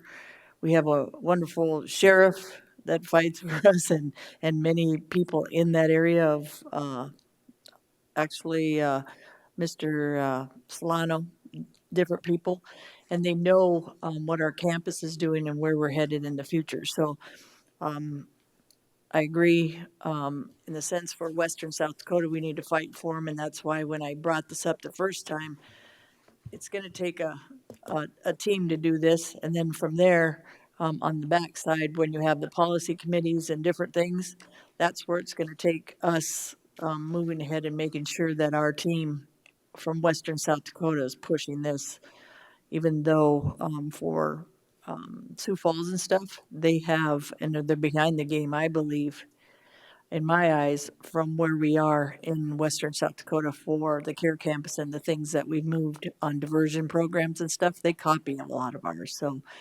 hopefully that'll make a huge difference. So I believe when we go there, Western South Dakota is going to be well represented. Madam Chair, Commissioner if the word Western stricken from this, is there another opportunity in the future to get this as a footing and then include Western in future amendments in the future? I will say, I will defer that to either Commissioner Drews or Commissioner LaCroix. Madam Chair, Commissioner Drews. I think no matter how it goes, from the convention to the legislature, that we need to be prepared to be at the legislative session for the committee meetings and point out the need that we have out here. So I think that's where the emphasis has to be. I also think that you'll have Cottington counties of the world and the Brown counties of the world that are going to be there and be represented also, talking about their specific areas. So I think it's up to us to carry the load once we got the county support, basically the 66 counties together, of saying this is a definitive need for the state of South Dakota, that it's then our purpose to be there to make sure that it's understood what our needs are for this part of the state. Madam Chair, Commissioner DeSanto. I guess I will point out under the supporting criteria, it does emphasize the counties in Western South Dakota lack the critical support and resources needed to assist people experiencing a mental health crisis. And then underneath that, a systematic change must be made through collaboration of all stakeholders to address mental health crisis and lack of mental health services in Western South Dakota. Then under counties affected by the resolution, all counties in the state are impacted, with the majority being West River counties. And then impact of resolution, the resolution will bring attention to the mental health crisis the state of South Dakota is experiencing and the lack of appropriate services and facilities in Western South Dakota. So there is still some, in the resolution, there is still some pretty strong dialogue. Thank you. So if you Pointing look out to your, Western South Dakota. if you look to your left, Miss Holly made sure that happened. So that's a awesome thing. Thanks, Miss Holly. I know you did. You keep shaking your head, but I know you were saying before that it's important that we represent and how we represent. So you've been helping Lloyd and Gary get this through. So the spirit wasn't completely lost. No. And Madam Chair, and Commissioners, I think, this is all kind of new to me too, but going through this, as you see through the policy towards the back, Gary's committee made changes to some of the policies, and I highlighted some of them because, sometimes we skim through things, just like Mark just read the whole thing, and the spirit wasn't lost. You know, I mean, we focused on that one word, but the spirit of the resolution that we passed is still in there. But, you know, some of the things that I highlighted and some of the changes that Gary and them guys worked on that probably I wasn't really aware of until I started looking through this was some of the stuff that we have on, they support federal Indian policy that reduces conflicts between tribal and state and local governments and entities and encourages Congress to establish an ongoing federal non-judicial conflict resolution procedure to resolve intergovernmental disputes. That's one, and there's also some in there in water that you guys, they've made some changes on, so a lot of times we don't review these till January, or till the convention, but there's some good information in them. And I didn't notice this, but when we went to NACO, I think we should start looking at broadband in South Dakota and how we support that and how we can move that forward to the legislature so we can get more areas with internet for economic, that's huge economic impact for us when we don't have broadband everywhere. And then just for children learning and more pertinent information in those areas is going to be huge for South Dakota. And people don't get how much economic impact that makes for South Dakota without those. We have many areas in South Dakota that don't have broadband. So something maybe coming up for next year that we look into what NACO is supporting as well, and then add that to, and we have actually, I should say, the two areas that we just discussed, the mental health, and they have a lot of justice stuff going on with that. Also, transportation for counties and the cost that's costing us, that's a NACO issue, and then broadband. Those are three big areas, and some of the jurisdictions of forest land in different areas. We should start repeating some of their stuff too, so we have a bigger fight federally. So just something to think about in the future.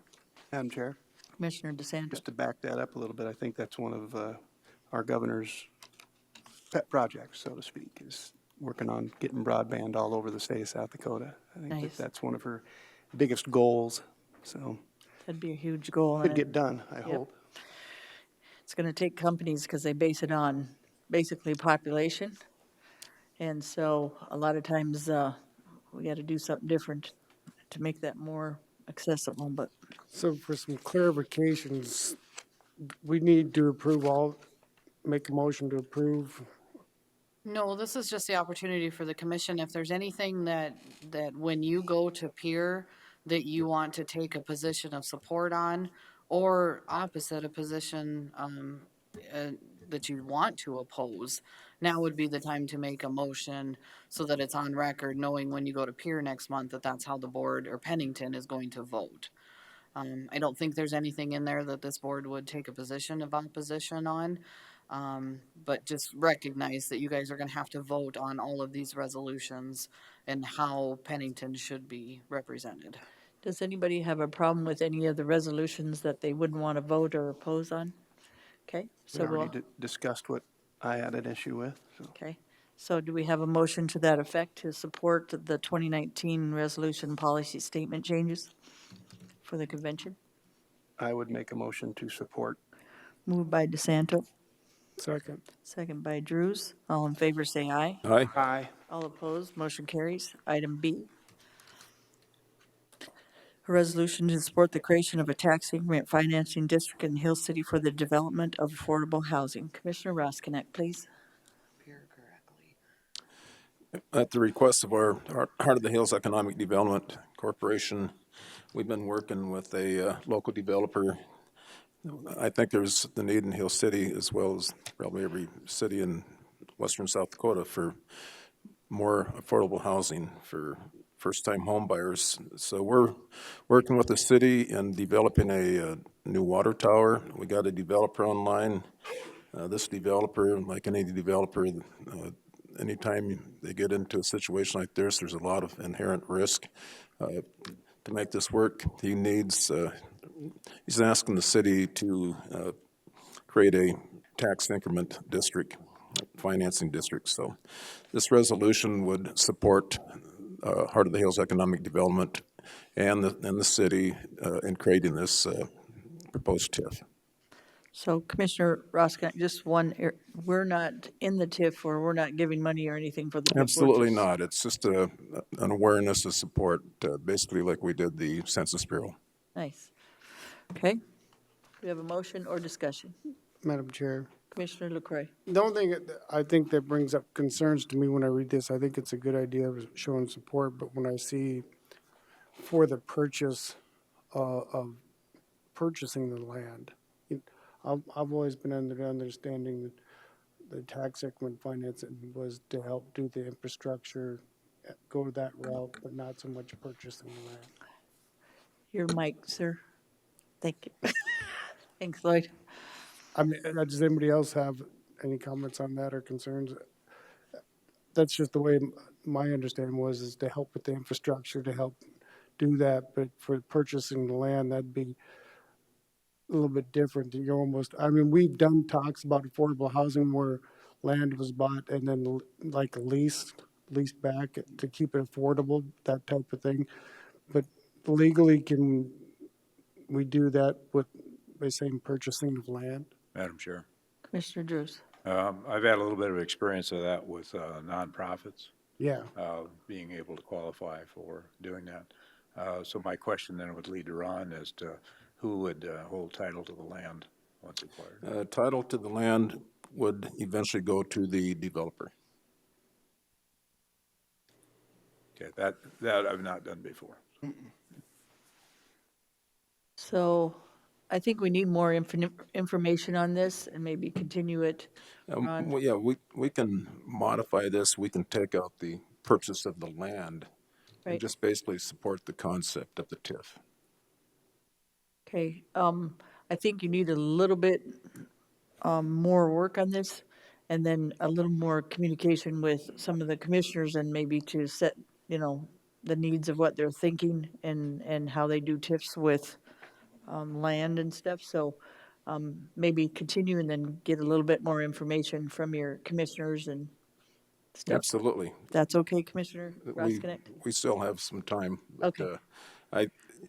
You asked me to get involved with the smaller communities and what we can do for them. So we'll reword this and we'll bring it back where it makes a little more sense, Okay. a little less risk to the county, and hopefully we can get our support. The main thing is to look at the land. I think what they're trying to tell you, Ron, is to look at the land and how TIFs are usually done. And I would suggest Dougherty and company with Toby again and see what he thinks about some of this, and then maybe bring that back to your board as well, the concerns of the commission, and maybe with Toby's help, you can refine that a little bit. Yes, Toby's working with us on Okay. this. I'd move to continue 14B to the next commission meeting. Okay, there'll be a motion by DeSanto, I'll second that. second by Roskinek to bring back to the next meeting. All in favor, say aye. Aye. Aye. All opposed, motion carries. Next, we have a tabled item, and that'd be number 11. Can we bring that off the table? I'd make that as a motion. Motion by Drews, Second. second by LaCroy. All in favor, say aye. Aye. All opposed, motion carries. John, please. Good morning again, Commissioners. John Morrow, Pennington County Human Resources. So 5 of us actually met in the auditor's office, 4 elected officials and myself, to review the data that you asked us to review. 2 things. We have 111 employees that would be considered exempt and or elected officials, so that 111 includes the 10 elected officials in the county. There is no report that runs the data for us that shows any accruals, if you will, with regard to benefit time. So it's a one-on-one, each person individually has that data. What we did though, however, was review the process and review the financial impact of the county. And interesting enough, there would be no financial impact to the county of simply paying those 111 people their regular salary for the month of October. It's already budgeted, they're already paid on a monthly basis. So it may have been premature for us to request that exception to let them cash in hours, if you will. It's not actually required because they'll be paid for the month regardless, and there's no financial impact to the county of that happening. And that was the exempt one we talked about? That was the Okay. exempt and the elected officials. Okay. So we would ask that we'd have a different motion, and I will read that to you. Yes, sir. The motion would be to convert to the 2-week pay periods and fully compensate the exempt and elected officials for the month of October. So move. Moved by LaCroy, second by Drews. Any discussion? All in favor, say aye. Aye. All opposed, motion carries. Thank you, Thanks again. Commissioners. 5 minutes? Okay, so now we're on Madam Chair. 5-minute break, Madam, please. oh, there we go. Didn't All know in if you favor, saw say him. aye. Aye. All Aye. opposed, motion carries. Motion by Drews, second by Roskinek. Motion What would carries. happen if we strike that? Did you solve them? No. Move to go into the Board of Adjustments. A motion to go into the Board of Adjustment. Is there a second? Motion by LaCroy, second by DeSanto. All in favor, say aye. Aye. All opposed, motion carries. Miss Cassie. Good morning, Cassie Bolstead, Assistant Planning Director. There's only one item for you for the Board of Adjustment today, and that is variance 1911. That's a request to reduce the minimum required lot size from 40 acres to 5 acres in a general agriculture district. The applicant is James Ellsworth. He is here in the audience today if you do have any questions for him. Right off the bat, I do want to put the 4 criteria that the board is to consider in the granting of a variance. I put them up here on the screen for ease for the board and for the public. So I'll just go over staff's response to each of these. The first criteria, the subject property is surrounded on all sides by general agriculture district. The nearest zoning that is not general agriculture district is over 5 miles away. And that is Owanka, I believe, if I remember correctly. The second criteria, this setback variance would not grant a use which is otherwise excluded from property zoned as general agriculture district. The third criteria, strict application of the zoning ordinance would require the existing property to meet the minimum lot size requirement of 40 acres in a general agriculture zoning district, or be rezoned to an appropriate zoning district, which would be low density residential, which could create spot zoning. The applicant has also stated that the purpose of this 5-acre parcel is to allow him to buy land and a house. And the last criteria is that approval of this variance would allow for a 5-acre lot in a general ag district, which is not in harmony with the general purpose and intent of the zoning ordinance. But staff has not received any phone calls, letters of complaints, or concerns regarding this request. So as this property exists today, it is 5 acres. As you can see, it's zoned general agriculture in the middle of a lot of general agriculture. Access is off of a section line and a recorded access easement. It's currently vacant. There is a basement on the property. The applicant is in the process of putting a house on the property. And there is a small portion of special flood hazard area on the property as well. This was routed through the interdepartmental review process. The county highway department did comment that it appeared to be an isolated tract, but staff has verified that there is an access easement that is recorded that goes from the section line to the subject property. So this started in October of 2018 when the applicant applied for a building permit to construct a governor's house.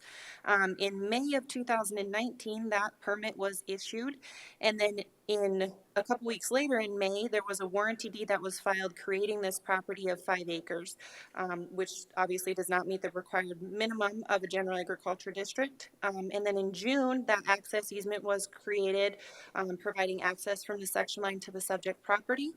Then in July, the applicant applied for this lot size variance to bring this property into compliance. If this variance is not approved, the applicant will be required to rezone the subject property to low density residential, which, as I said before, is spot zoning. And the applicant also stated in an email dated July 25th, if this permit does not pass, then I would not be able to purchase the 40-acre lot and a house. The ground I'm putting the house on is part of my parents' ranch. This is where I'm currently employed, and I need to have a house on the place so I can properly do my job of managing the ground and the livestock there. But like I said, I cannot afford a 40-acre lot and my house. I need to have it cut down to a smaller 5-acre parcel. So if the Board of Adjustment chooses to approve variance 1911, staff does not recommend any conditions be included, as any issues will be addressed through the building permit process. Madam Chair, Commissioner DeSanto.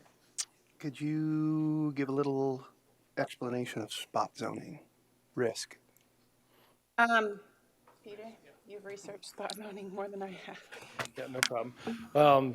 Basically, with not being the attorney, spot zoning is illegal, and if it's done to benefit that landowner and that landowner solely, and it's not in harmony with the area, I mean, that's kind of the abridged version of spot zoning. Gotcha, okay, that's what I thought, all right. But we have done it before where we have 40 acres and we give them 5 acres to build a house on that 40 acres. So that's been something that we've done many times in the past and not called it spot zoning.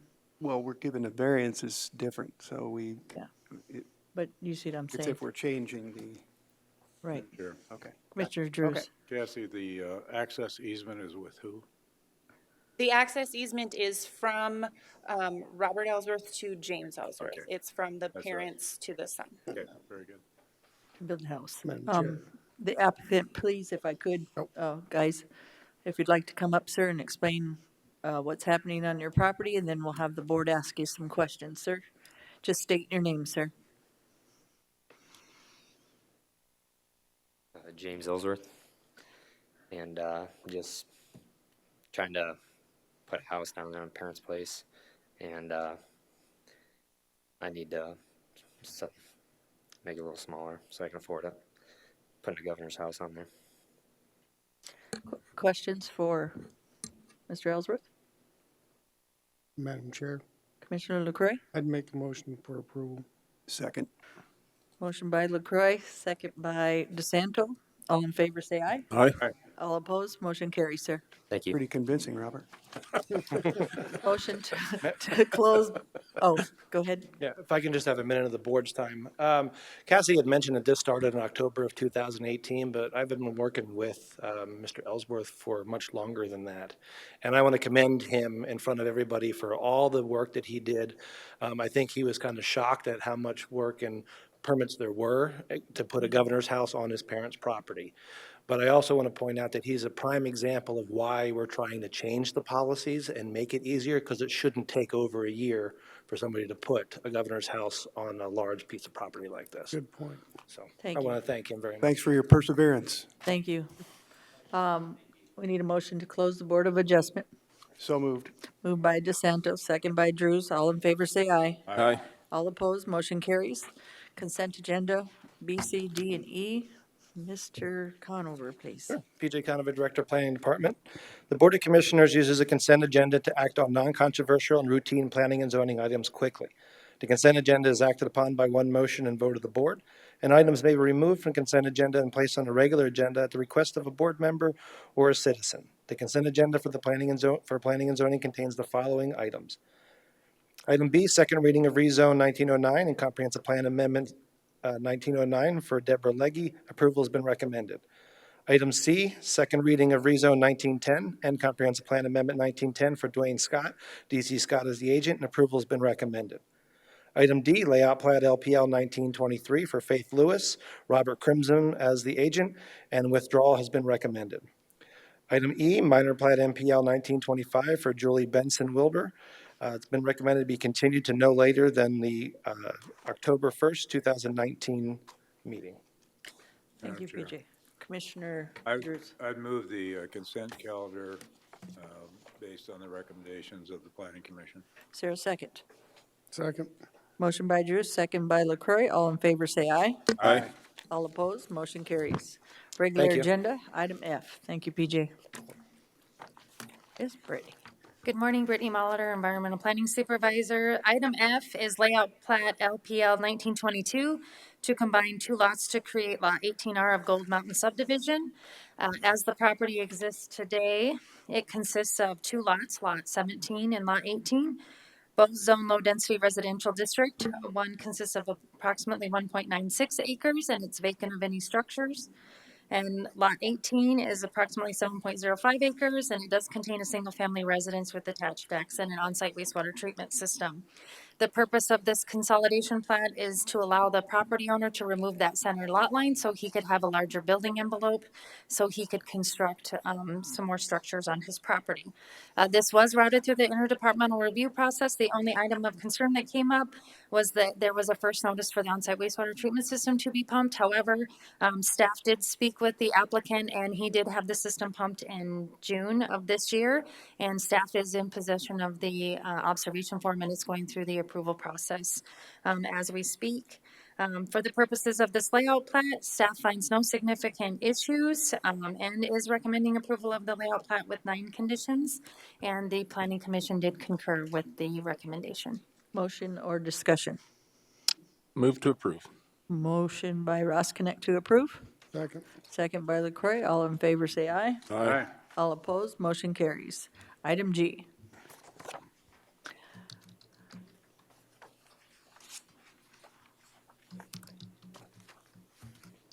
Morning, Commissioners. Jason Thennison, County Planner.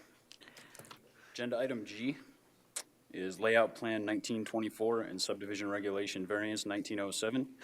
Applicant is Olson Rental Properties, Aaron Olson, and the agent is Fisk Land Surveying. Janelle is in the audience if you have any questions for her. The applicant has applied for layout plan and subdivision regulation variance in order to subdivide one existing lot and create 2 lots. Property is currently zoned general agriculture district consisting of 20.19 acres, takes access off of Dakota Road. No special flood hazard area on the property, no structures or existing utilities are also on the property. Proposed lots 1 and lot 1 and lot 2 will each be 10.09 acres, and the applicant has applied to rezone both lots to limited agriculture district under RZ 1911, which is the next agenda item. Lot 2 will take access off of Dakota Road, and Lot 1 will take access off of a newly created 40-foot wide private access easement. Due to the steep topography of the area and limited expected travel, the applicant has requested to waive the following subdivision regulations. Section 500.5, Table 1, specifically road design standards for a limited agriculture district, turnarounds and length of a dead-end road. And also Section 500.5, 1A, 3A, specifically the maximum number of lots and access easement shall serve in a limited agriculture district. Staff does not object to either of these requests. The layout plan and variance requests were sent out for interdepartmental review, and no significant comments were received. For purposes of layout plan, staff finds no significant issues with the applicant's request, as it appears to be in harmony with existing lots and current land uses in the area. Therefore, staff recommends approval of subdivision regulations variance 1907 and approval of layout plan 1924 with 6 conditions. Is there a motion or discussion? Madam Chair, I'll make a motion to approve. Motion from Drews for approval. Second. Second by LaCroy. Any other discussion? Madam Chair, Commissioner DeSanto. has the applicant agreed to the county highways suggestion of the turnaround at the end of the access easement? Is that, I don't see it as a condition. Right, it's not a condition. I went up there and actually did a site survey of this property and talked to Ted from Emergency Services, and this portion at the end, the easement will actually end about halfway through the property, but then his driveway will continue on into lot 1, and there's adequate turnaround space up there for brush trucks. Okay. Thank you. Any other questions? Not? All in favor, say aye. Aye. All opposed, motion carries. Item H, please. Agenda item H, rezone 1911 and comprehensive plan amendment 1911, also for Olson Rental Properties. Agent is Fisk Land Surveying. This is the property we just discussed. The applicant has submitted a request to rezone the 20.19 acres from general agriculture district to limited agriculture district, and to amend the Pennington County Comprehensive Plan to change future land use from planned unit development sensitive district to limited agriculture district. Staff found subject property borders 2 adjacent 10.06 acre lots currently zoned limited agriculture district. Therefore, the applicant's request appears to be in harmony with the land use designations in the area, and staff recommends approval of rezone 1911 and comprehensive plan. Motion or discussion? Move for approval. Moved by LaCroy, Second. second by DeSanto. Discussion? All in favor, say aye. Aye. Aye. All opposed? Jason, thank you very much. Thanks. Motion carries. We are make sure I'm on the right number here. Sorry. Item 16, committee reports. Commissioner LaCroy. Thank you, PJ. I have nothing to report. What'd you say? Nothing to report. Oh, Commissioner DeSanto? Madam Chair, met with the Weed and Pest Board this week. They are doing a great job as far as they've had to increase their budget a bit for 2020, but at the same time, or excuse me, they've exceeded their budget a bit in 2019, but at the same time, they've obtained grants and revenue through their program with the Forest Service to cut logs and when they're clearing the road or clearing the shade breaks out there. So they've more than made up for the additional expenditures that they've had due to some equipment breakdowns and having to purchase some new equipment and that kind of stuff. So Weed and Pest Board's doing very well. They're working currently with Weed and Pest with the city of Box Elder to address the standing water issue along Radar Hill Road, which is breeding tremendous amount of mosquitoes, and then also the outbreak, I guess I would call it, of Canadian thistle along Radar Hill Road from the railroad tracks all the way up to the bottom of the hill. Climbing up there, the Canadian thistle's gotten completely out of hand, and so Scott's going to be working with Box Elder to see if they can get a spraying contract together and get that Canadian thistle taken care of. It's so thick you can't even walk through it. Other than that, they're doing a great job, and they've got some great expectations for next year as far as to keep up with the revenue that they're getting from the Forest Service with cutting trees and selling the lumber. So Nice. That's my report. Thank you. Commissioner Roskinick? The other day, I met with David Lust, and we talked about House Bill 1084. Essentially what that is, any new affordable housing structure is specifically classified for the purposes of taxation. For purposes of this section, a new affordable housing structure shall contain 4 or more units, and the money rental rate of the units will be at or below the annually calculated rent for the state's 60% area median income used by the South Dakota Housing Authority, Development Housing Authority, for a minimum of 10 years following the date of first occupancy. So essentially what this bill does is it allows the commission to grant a incremental assessment. So when I talked to Dave, I said, every development, if a developer decided to go this route, that they're going to be specific and their merits are going to be specific. Normally those increments are based on a 5-year cycle, and you can be very gracious and for 5 years place no assessed value on improvements, or you can do it in increments. The ones that I've seen would be 25% the first year, 50, 75, and then go up to 100%. So Nice. this is, we're just kicking tires right now, and eventually this is going to come in front of us. So did they define affordable housing besides the median? I mean, I know the city's trying to do a definition. Are we going to be, here's the bottom line. Is everybody going to be on the same page through the state? That's my bottom line, the city and the county. That's where I need everybody to have the same median for me to support it, I should say personally, and see where that's at and what that definition is for the future for all of us instead of the state maybe having something, the city. And I know Commissioner Solano said at any time that we could meet with him, and I think that'd be a good idea. He helped bring this through this bill, so it might be something for an informational meeting for us to meet with him or have him do a presentation for us. And then we either do a resolution to support or not support the bill at that point, but. Madam Chair, Ron, if you don't mind, I'll tag team with you on this. I think me and Gary had met with the same thing, and I'd talked to David on this item probably 3 or 4 months ago. And Deb, I do totally understand when we talk about affordable housing, what that is. In this bill that he's asking, he's kind of requesting that the commission, similar to the TIF, something as a tool in the toolbox. And it is identified of what affordable is by the state. It's spelled out. I was going to try and get some of those numbers and I'll send them to you because we need to look at numbers, not just say da da da. But the state's identified what is their consideration of that. It may not be mine, Right. but they've identified it for everybody. So.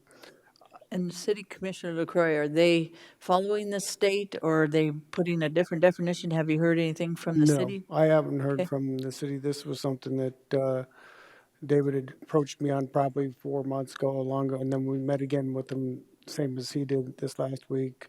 And I suggested that we bring it forward to that. Gary, do I remember? Did I say September? Yes. The September 1st meeting is when I suggested that David would come. That gives him a chance to talk with everybody and get numbers and so forth. Thank you, Commissioner LaCroix. Commissioner Ross. So essentially, it's a tool. Yeah. It's an incentive for developers to build these homes and take a discount below market for 10 years. And if I was a developer, I'd want some kind of incentive, or otherwise, why do it? Yeah. So I think we kind of did the same thing when we looked at that Box Elder TIF. It was an incentive to proceed, promote economic development, and so it's just a tool that we can use, and that tool can be modified. There's a lot of variables there. So to me, it's project specific. Some projects I might not be in favor of it, and others, depending on the location and other merits, it might be worth looking into. Thank you. Madam Chair. Commissioner Drews. I just add in on that, and I've given this some thought. But I understand what you're asking for as far as, the numbers, but I think it's going to have to be a fairly broad range because what the need is for Rapid City is probably a different need than what Hill City needs or other communities. So I don't know how they're going to establish that exactly. But I think we need to be willing to listen. I think that the idea of having Mr. Luss come may be a good idea to have invite Senator Solano at the same time and spend a little time on this, going through what they envision and what the needs may be for here. And then Ron may have a different situation out there in Hill City. So I agree, Commissioner Drews, only because I think Lloyd's hit it on the head. What I think is affordable is a lot different than what you think affordable. And then basically show me where that need is and why that need is, because it might be different from every city, which is true.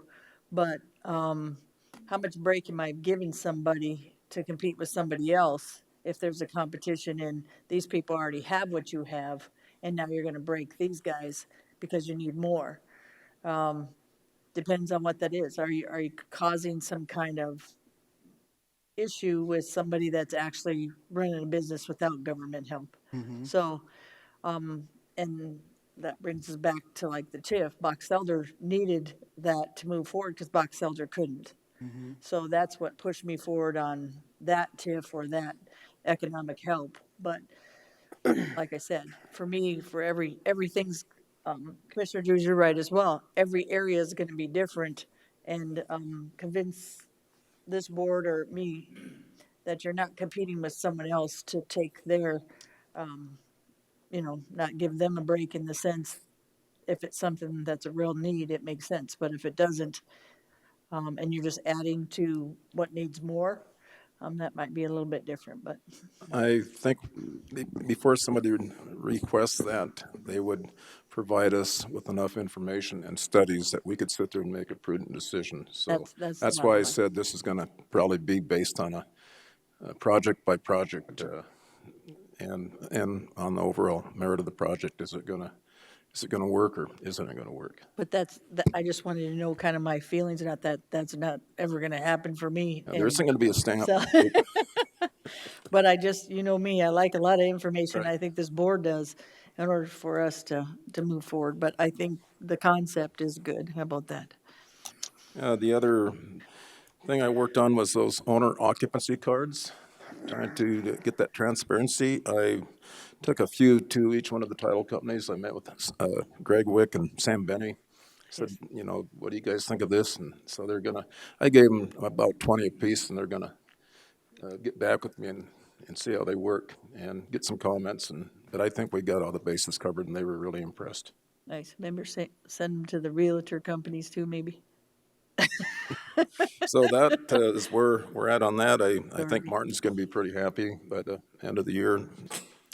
And finally, I went to the aging committee. It was only 4 of us. We didn't have a quorum, but we modified the bylaws in number 7 where it stated the financial records shall be subject to an audit at any time and shall receive an annual audit, and audits are very expensive. That could have a significant impact on our budget. So number 7 reads now, shall prepare for an external review of the books to be completed every 2 years, and we can get a review done for $200 to $300. So that was our major accomplishment for that meeting. And with that, that's all I have. Okay, Commissioner Drews. Madam Chair, I had about 3 things that I need to report on. First one being the Chamber of Commerce. They are still working through being under the umbrella of Elevate, and so a lot of it consists of their annual year changes, so how they're budgeting for the remainder of the year before 2020, because normally their year had ended in September. I also gave, I think it's a quarterly report that I provide to them. So I talked about the TIF that we were working on with Box Elder, covered a little bit on our provisional budget, and then brought them up to date with the numbers for the CARE campus as far as admissions and so forth. And so I think they appreciated the information. Yesterday was the first meeting of the interim legislative study committee on offenses regarding controlled substances. Centers primarily on opioids, but the conversation was much broader than just opioids, since meth is obviously the #1 issue that not only have in Pennington County, but throughout the state. We did hear some testimony yesterday. Eric Witcher, our public defender, was there to make a presentation. We also heard from a drug court judge from eastern South Dakota, and I guess, you know, the drug courts probably all work pretty similar that are in operation throughout South Dakota. So that was not anything of any real surprise or to me as to what they're doing with that. Our next meeting will be held towards the end of next month, and we're going to hear reports from the new Department of Social Services Secretary, Lori Gill. Obviously, the dollars relative to mental health, drug abuse, so forth, is all included within her budget. That particular state agency has a budget in excess of $1 billion. And so it's going to be interesting to see what programs are being currently used, what may be able to be considered for modification, and how dollars may be redirected if recommendations are made to change programs, et cetera. Also, Kevin Tome is part of that study committee too. Kevin will be making a presentation also, and most of that will be relative to our CARE campus at that. There's 15 members of us on the committee, and hope to conclude the committee and make recommendations to the legislature following third meeting, which is not permanently set at this point in time. It'll be held either late October or November. That's all I have. Oh, the last thing, Obviously, the shirts that we're wearing today, we kicked off the Central States Fair on Friday for about a 10-day run, and I think they've done exceedingly well as far as crowds and so forth to this point. And I did attend a concert on Sunday night, which was well attended and a high energy event with Big and Rich, and very much enjoyed. So wishing them well, and again, appreciate all the people that are helping put that on. Thank you. Actually, I was going to say something too, but I think it's pretty cool we all support the Central States Fair. We wore our shirts today. It's always a great event for Pennington County and for the surrounding areas for economic development. There's a lot of people that come for that. And that concert was full, and I took a picture of, they put their flashlights on. It was so packed in the grandstands. It was amazing to see all the lights. They were just a good show, and the rodeo's coming up. Remember the Nationals? Extreme Bronx. Yep, for Extreme Bronx. That's going to be Right. amazing. I just love the fair. So the food is always good, and one of the reporters was there, and it was kind of funny. One of our employees were telling me about how his son became a journalist, and then now he's working for one of the TV stations.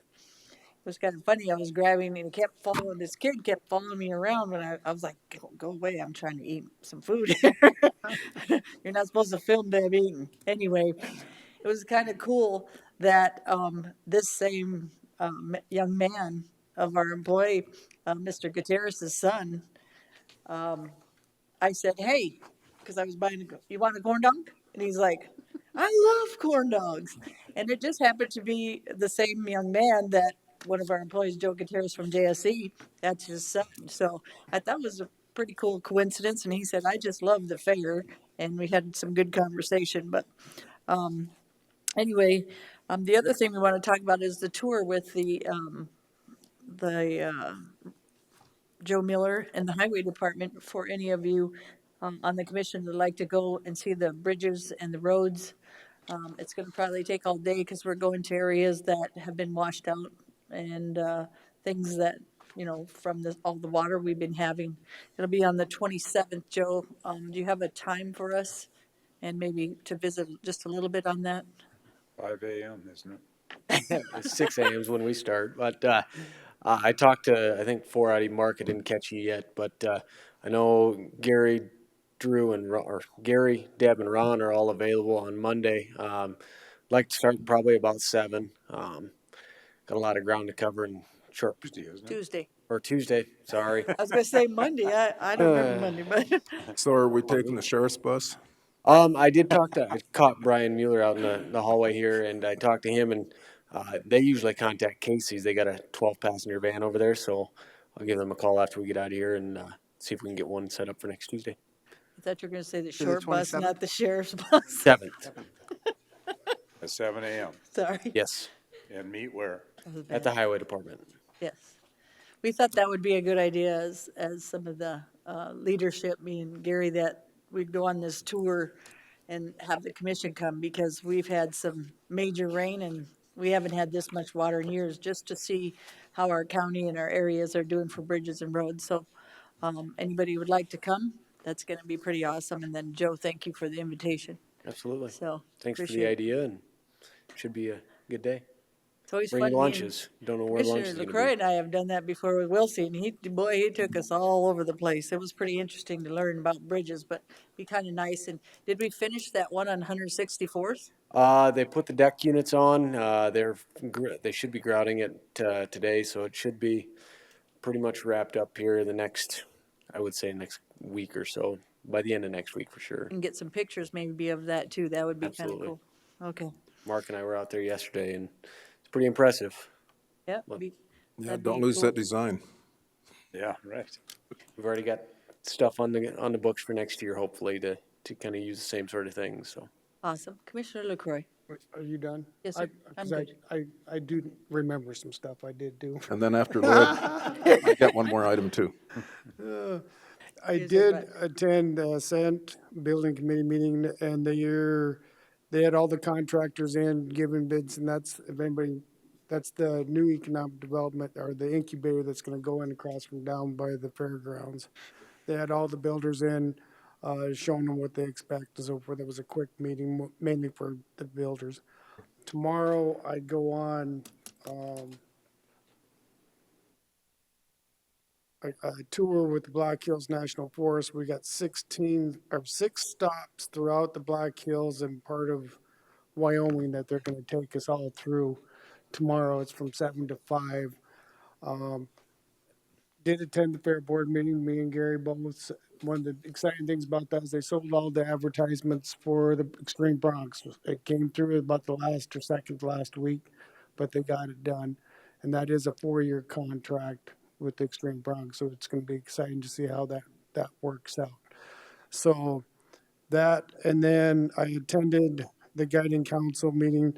I haven't been able to make one of those meetings in quite some time, and it's changed around quite a bit.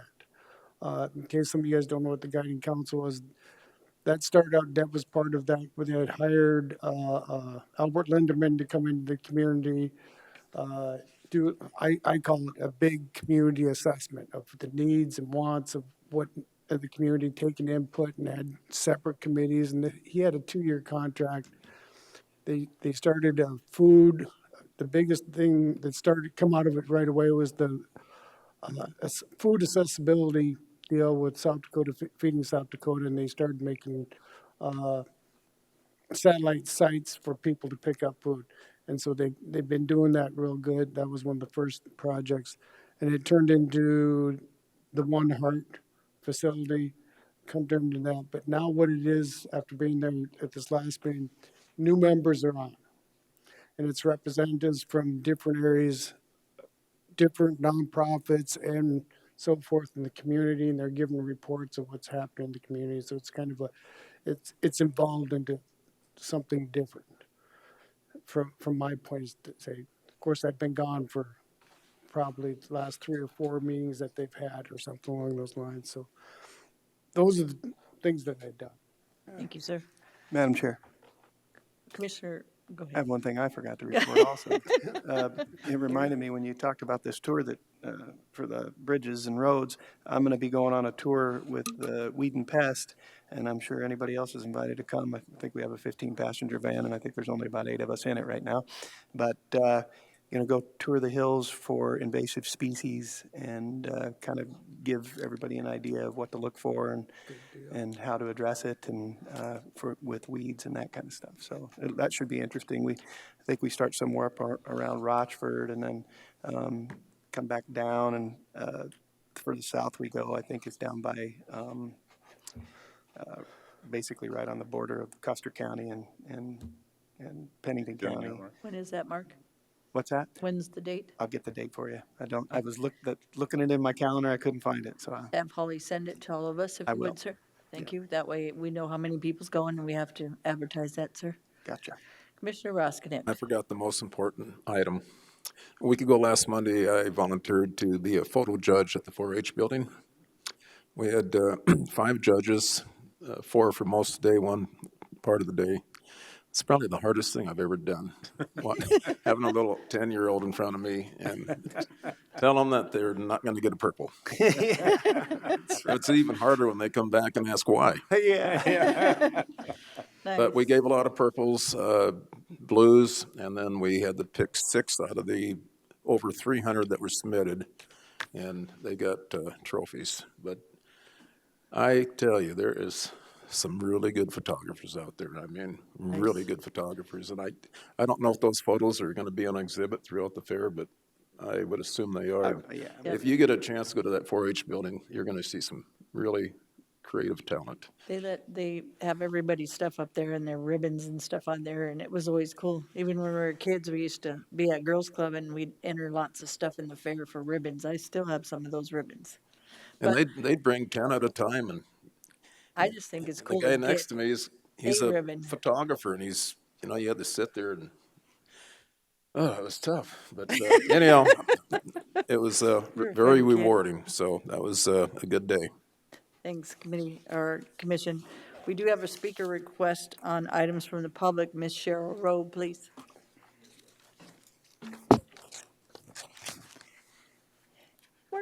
Morning. Name one more time, honey. Cheryl Rowe, Rapid City.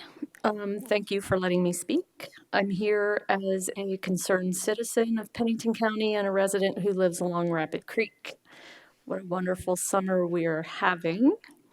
I hope everyone has been out and about and enjoying our beautiful Black Hills. It really is a great place to live.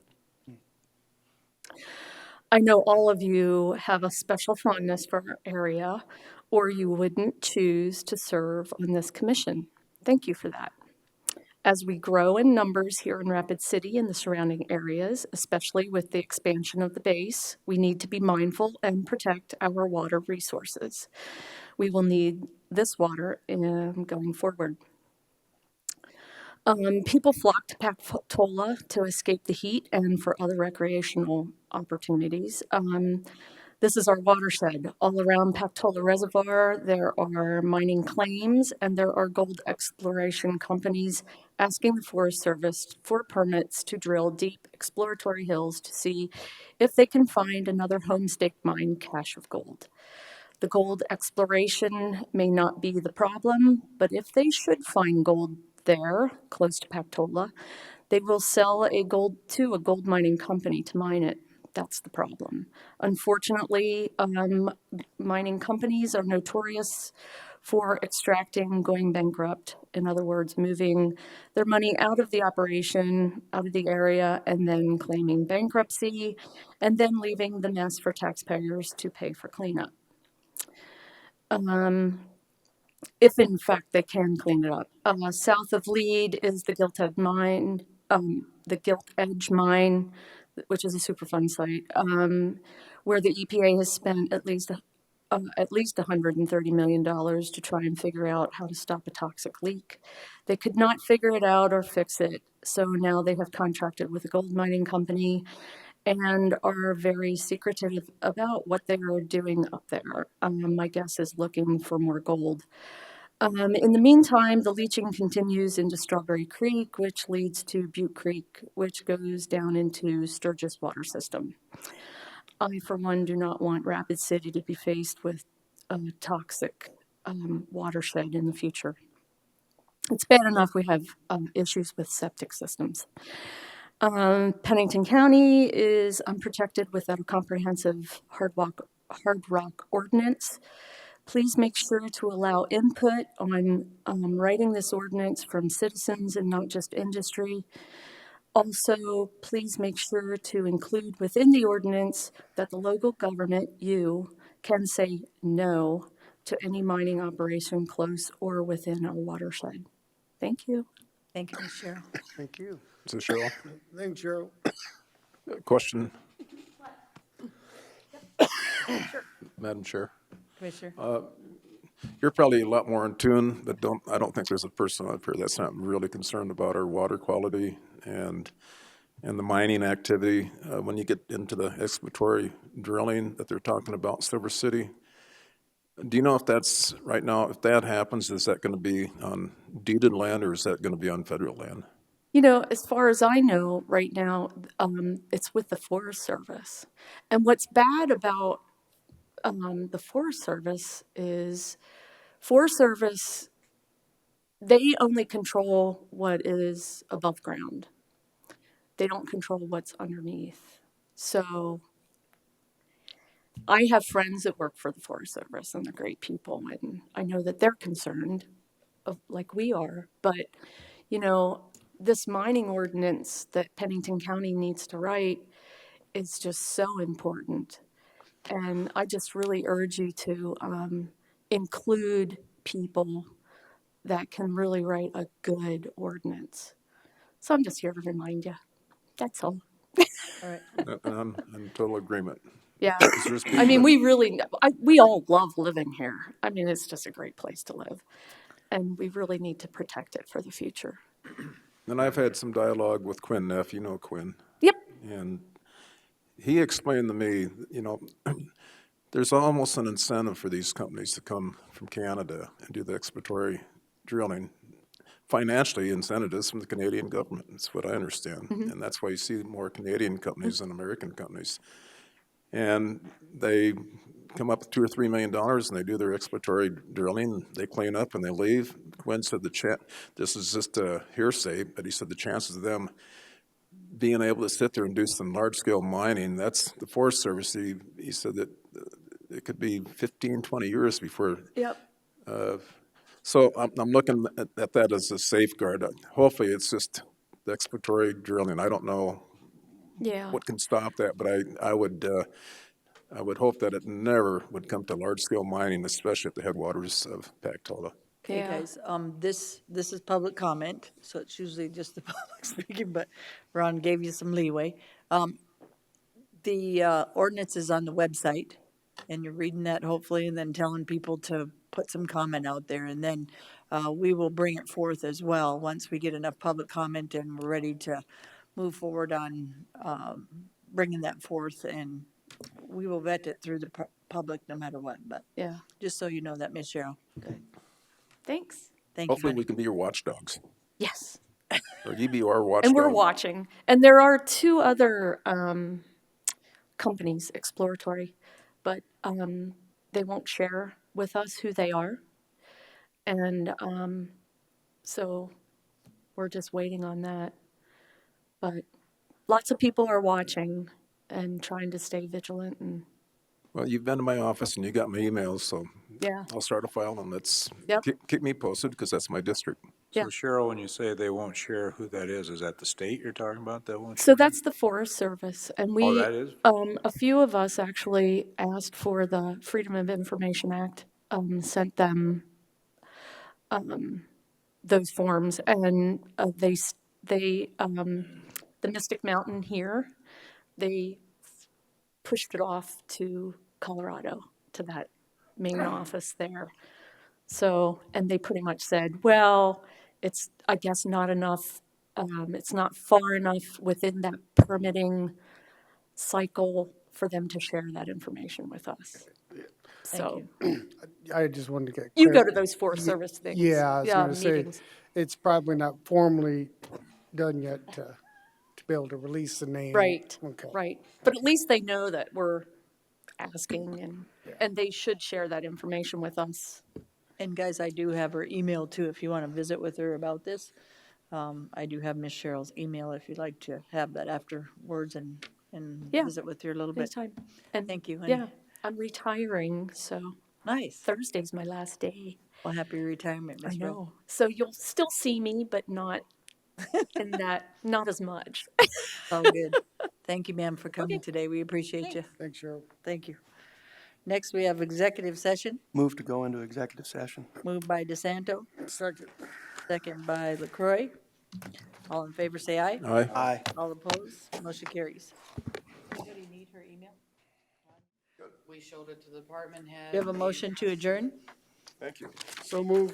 Second. Moved by LaCroy, second by Drews. All in favor, say aye. Aye. Aye. All Aye. opposed, motion carries. That's what they just did. Yes. Oh, did we didn't make a motion to come out of executive session, sorry, Holly. But we don't have any That isn't the motions. motion you just made? No, the motion we did to adjourn. No, let's Oh. change that. Okay, That was were- originally to come out of executive Yes. session, wasn't it? Yes, yes. Okay. Now I make the motion that we adjourn. okay. I'll Drews, second. Okay, all in favor? Aye. Aye. All opposed?